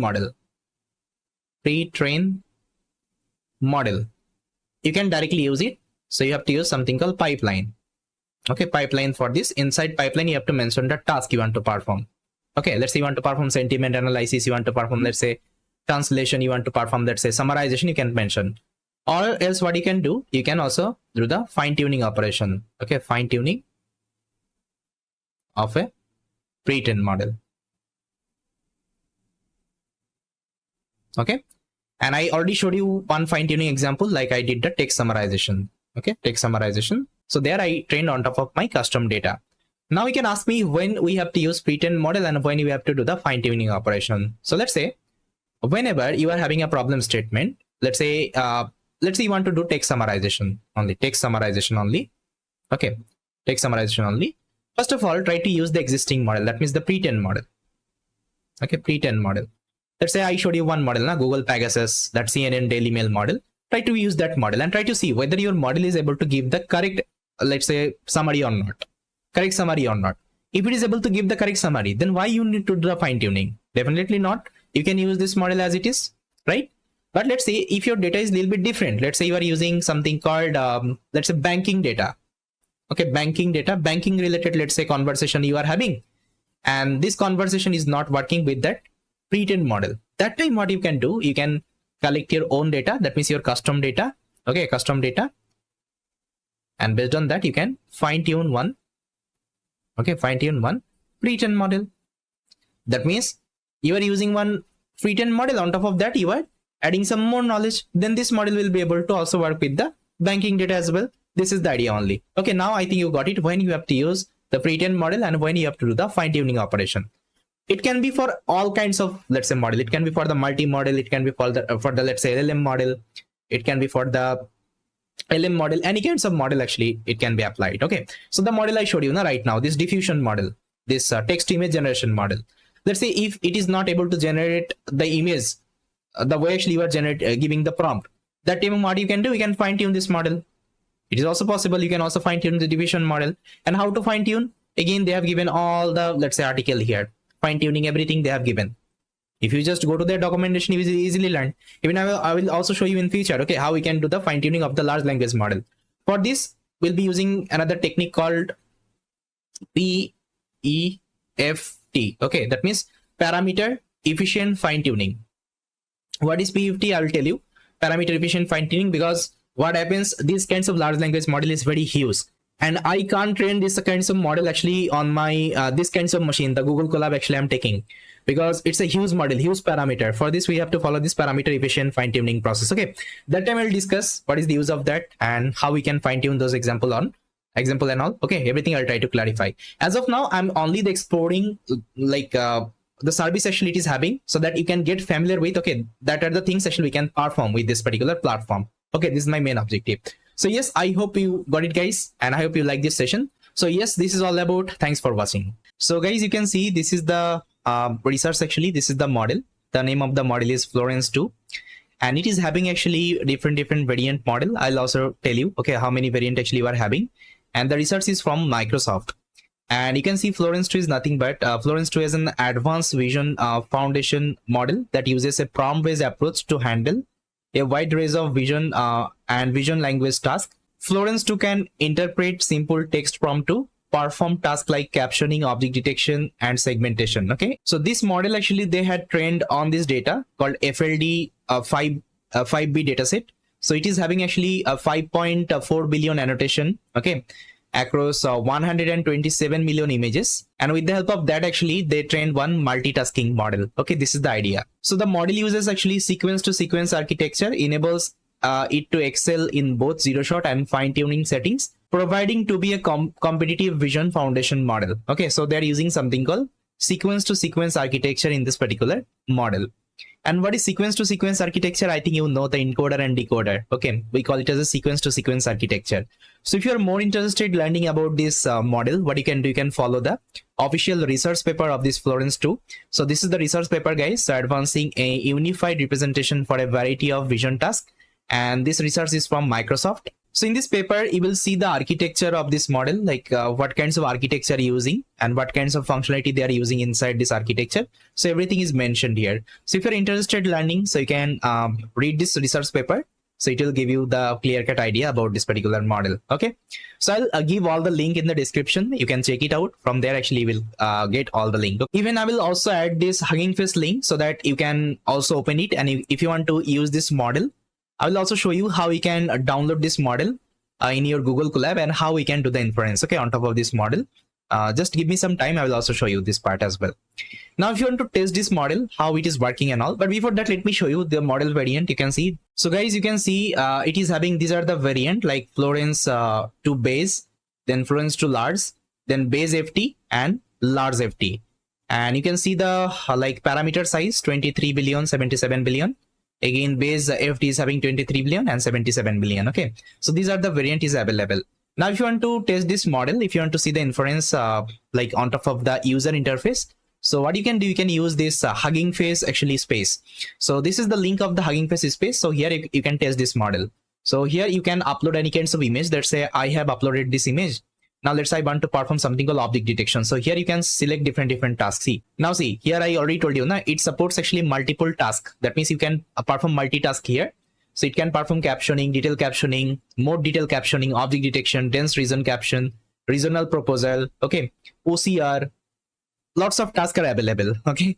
So in one model, you can do, these are the tasks, okay, these are the tasks, which is not possible with any other computer vision model. So for individual task, you have to train individual model, okay. So this is one amazing research Microsoft has brought to us. Even I'm also excited with this model because this kinds of model is really helpful for us as a developer, because see, nowadays they are also integrating generative AI to train these kinds of model, because they're using prompt-based approach. I think you saw that, right? So many people ask me the questions like where we can apply the generative AI. Now see, there you can apply the generative AI. So generative AI can be applied anywhere. Nowadays, actually, it's not about textual data. So you can use generative AI in anywhere. You can use for the, let's say, computer vision. You can use for reinforcement learning. Okay, anywhere you can use this generative AI nowadays. Okay, everything is possible. So let's say I want to perform object detection. I'll select the object detection. Okay, if you just click if you just click on submit, so it will show the results. So guys, if you upload the image and click on the submit, you will see this kinds of output. Now you can see the amazing detection it has detected. It has detected the door, the entire car, even the wheel as well. And not only the detection, you will also get the output text. See, the bounding boxes you will be able to see, even the labels also you will be able to see. So this is one amazing model they have developed. Okay, so everything you will be getting as an output. Now here, let's say if I want to test with OCR, so here is one example. I can open it up. Let's say if I click here, see, it can also perform the OCR, that means optical character recognition.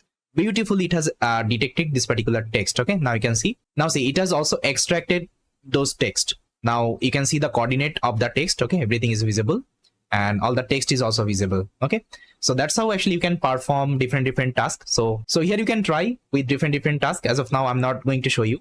Now here you can also select the model, different variant of the model. So as of now, I'm using large model. You can also use large FT model. Okay, that's how you can use it.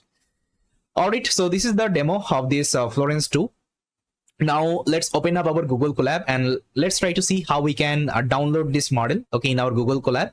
And with the help of this model, actually how we can perform the inference. Okay, this is the idea.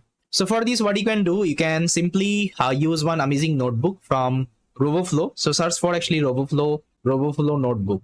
Okay, so here you will get one GitHub repository. Just try to open it up. So if you just go below, so they have already created one amazing notebook. So here is the notebook, guys. Fine tune Florence 2 on the object detection custom dataset. So let me open this notebook. So here is the notebook, guys. So I'll just go below. And first of all, I have to make the setup. So first of all, let's connect our runtime to the GPU. So here I already connected. Let's say I want to use T4 GPU. I'll select it because I'm using free Google Colab. That's why. Now let me connect the notebook. Now see, it's connected. Now let me check my GPU. So for this, you can execute this command NVIDIA-SMI. So it will give you the GPU configuration you got. Now the first thing what we'll do, we'll just try to download one example data from the Roboflow. And this is the data, guys, and it is available in the Roboflow server. You can see this is one dog example data. Okay, so we'll try to download this data. So for this, I will execute this command. Now you have to install some package. The first package actually you need called transformers. Why transformers? Because here I'm using Hugging Face, and if you want to use Hugging Face model, you have to install this library called transformer. Okay, with that you need some dependency library. These are the library. Now apart from that, I also need something called supervision, and supervision is the product of Roboflow. So they have developed the supervision, one amazing library. With the help of that, you can visualize your let's say prediction. Okay, you can get the detection, you can visualize it, okay, without writing like too much code. So let's install all of them. Power of Florence too. Okay, so that's why it's super important to do the research always over the internet. Okay, whatever research are coming in the market right now. So for this, you can refer one amazing website called Roboflow. Okay, Roboflow. Either you can also refer one amazing website called Paperspace. Okay, Paper with Code. Paper with Code. So here also you will see different research are coming in the market. Even they have also given the paper link, even the code implementation, everything is available here. Okay, you can also refer this particular website. Even there is another website called Roboflow. Okay, Roboflow. So Roboflow also has different blog. So they have also written the blog related new research inside computer vision and all. Okay, you can also visit this particular website. Fine. So let me get back to my notebook, and now since installation is completed, now let me import some libraries. And all the libraries you don't need, because they are also doing something called fine tuning. Okay, on the custom data. If you want to do the fine tuning, that time you need this PFT and all. But I'm not going to fine tune. I'm only going to do the inference. That's it. Now see guys, first of all, you have to define the checkpoint of the model. So here is the model, guys. I already showed you. This is the model. And you just need to copy the name and you just need to give it here. Okay, and if you execute the code, automatically your model will be downloaded from the Hugging Face and it will load the model. Even it will also load the tokenizer. Okay, this is the idea. Now let me show you. See, it is downloading the model from the internet. Now it is downloading the tokenizer as well. Now see, done. Now we can do the inference with the pre-trained model, the Florence model actually we have downloaded. How this model will work? So here you have to give a prompt. Prompt means the first prompt you have to give the task. The second prompt you have to give the text. So here the task I want to perform called object detection. OD means you want to perform object detection, and text, that means the output text you want to get. Okay, you want to get a object detection output. That means I showed you now here. So let me show you. So here the output text actually we are getting. This is a this is the actually OCR. So if I want to see the object detection, so this is the object detection. Okay, so this is the object detection output we are getting. So that's how we can give the prompt, and automatically your model will try to understand. Okay, you want to perform object detection, and the text you want to also get, which is in a object detection form. Okay, this is the idea. So first of all, what will happen with the help of this tokenizer, we'll be like processing the image. Then we'll pass this image to the model, and model will give me the prediction. Okay, this particular prediction we are visualizing with the help of supervision. Okay, supervision library SB we have already imported, and this will render that particular detection. Now let me show you if I execute this code. Okay, example path is not defined because here I didn't executed this particular line, I think. So this line I didn't execute it. Let me execute because this is my path of the dog.jpg. I think you remember. So this is my dog. Now if I come here, now if I execute, it should work. See, beautifully you are getting the detection. So dog, person, and backpack. And you can also perform something called image captioning. So this is the image captioning actually prompt. So detail captions, you have to give detail caption. Even output also you want to get a detail caption. Now again you are doing the same thing. Now let me execute and let me show you the captioning as well. See, this is the captioning you are getting. So in this image we can see a person wearing a bag and holding a dog. In the background there are building, poles, and sky with the clouds. Okay, now let me open the image and let me see. I think here I can open see. Okay, that means it is matching. So beautifully it is doing the captioning as well. Now if you want to perform segmentation, if you want to perform OCR, you can also do it. All you just need to give the prompt here. Okay, so this thing I will leave it to you. Just try to export this particular amazing model. Okay, and all the notebook, all the let's say material link I'll share in the description section so that you can check it out. And if you want to also learn how to do the fine tuning and all, so you can visit the Roboflow tutorial. So they have already given like how to fine tune that model and all. So everything they have mentioned here. All right. So yes, so this is all about. I just wanted to let you know these kinds of resources coming in the market right now, so that you can also keep yourself updated with. Okay, because many of you asked me this particular question, sir, how you keep updated yourself, okay, always with the new technology. So that's how I keep updated myself with the new technology. I just try to do the research, okay, in the internet, and if I get anything, let's say, useful, I try to use it in my implementation. Okay, this is the idea. So yes, this is all from this video. I hope you liked it. Thank you so much for watching this video, and I will see you next time.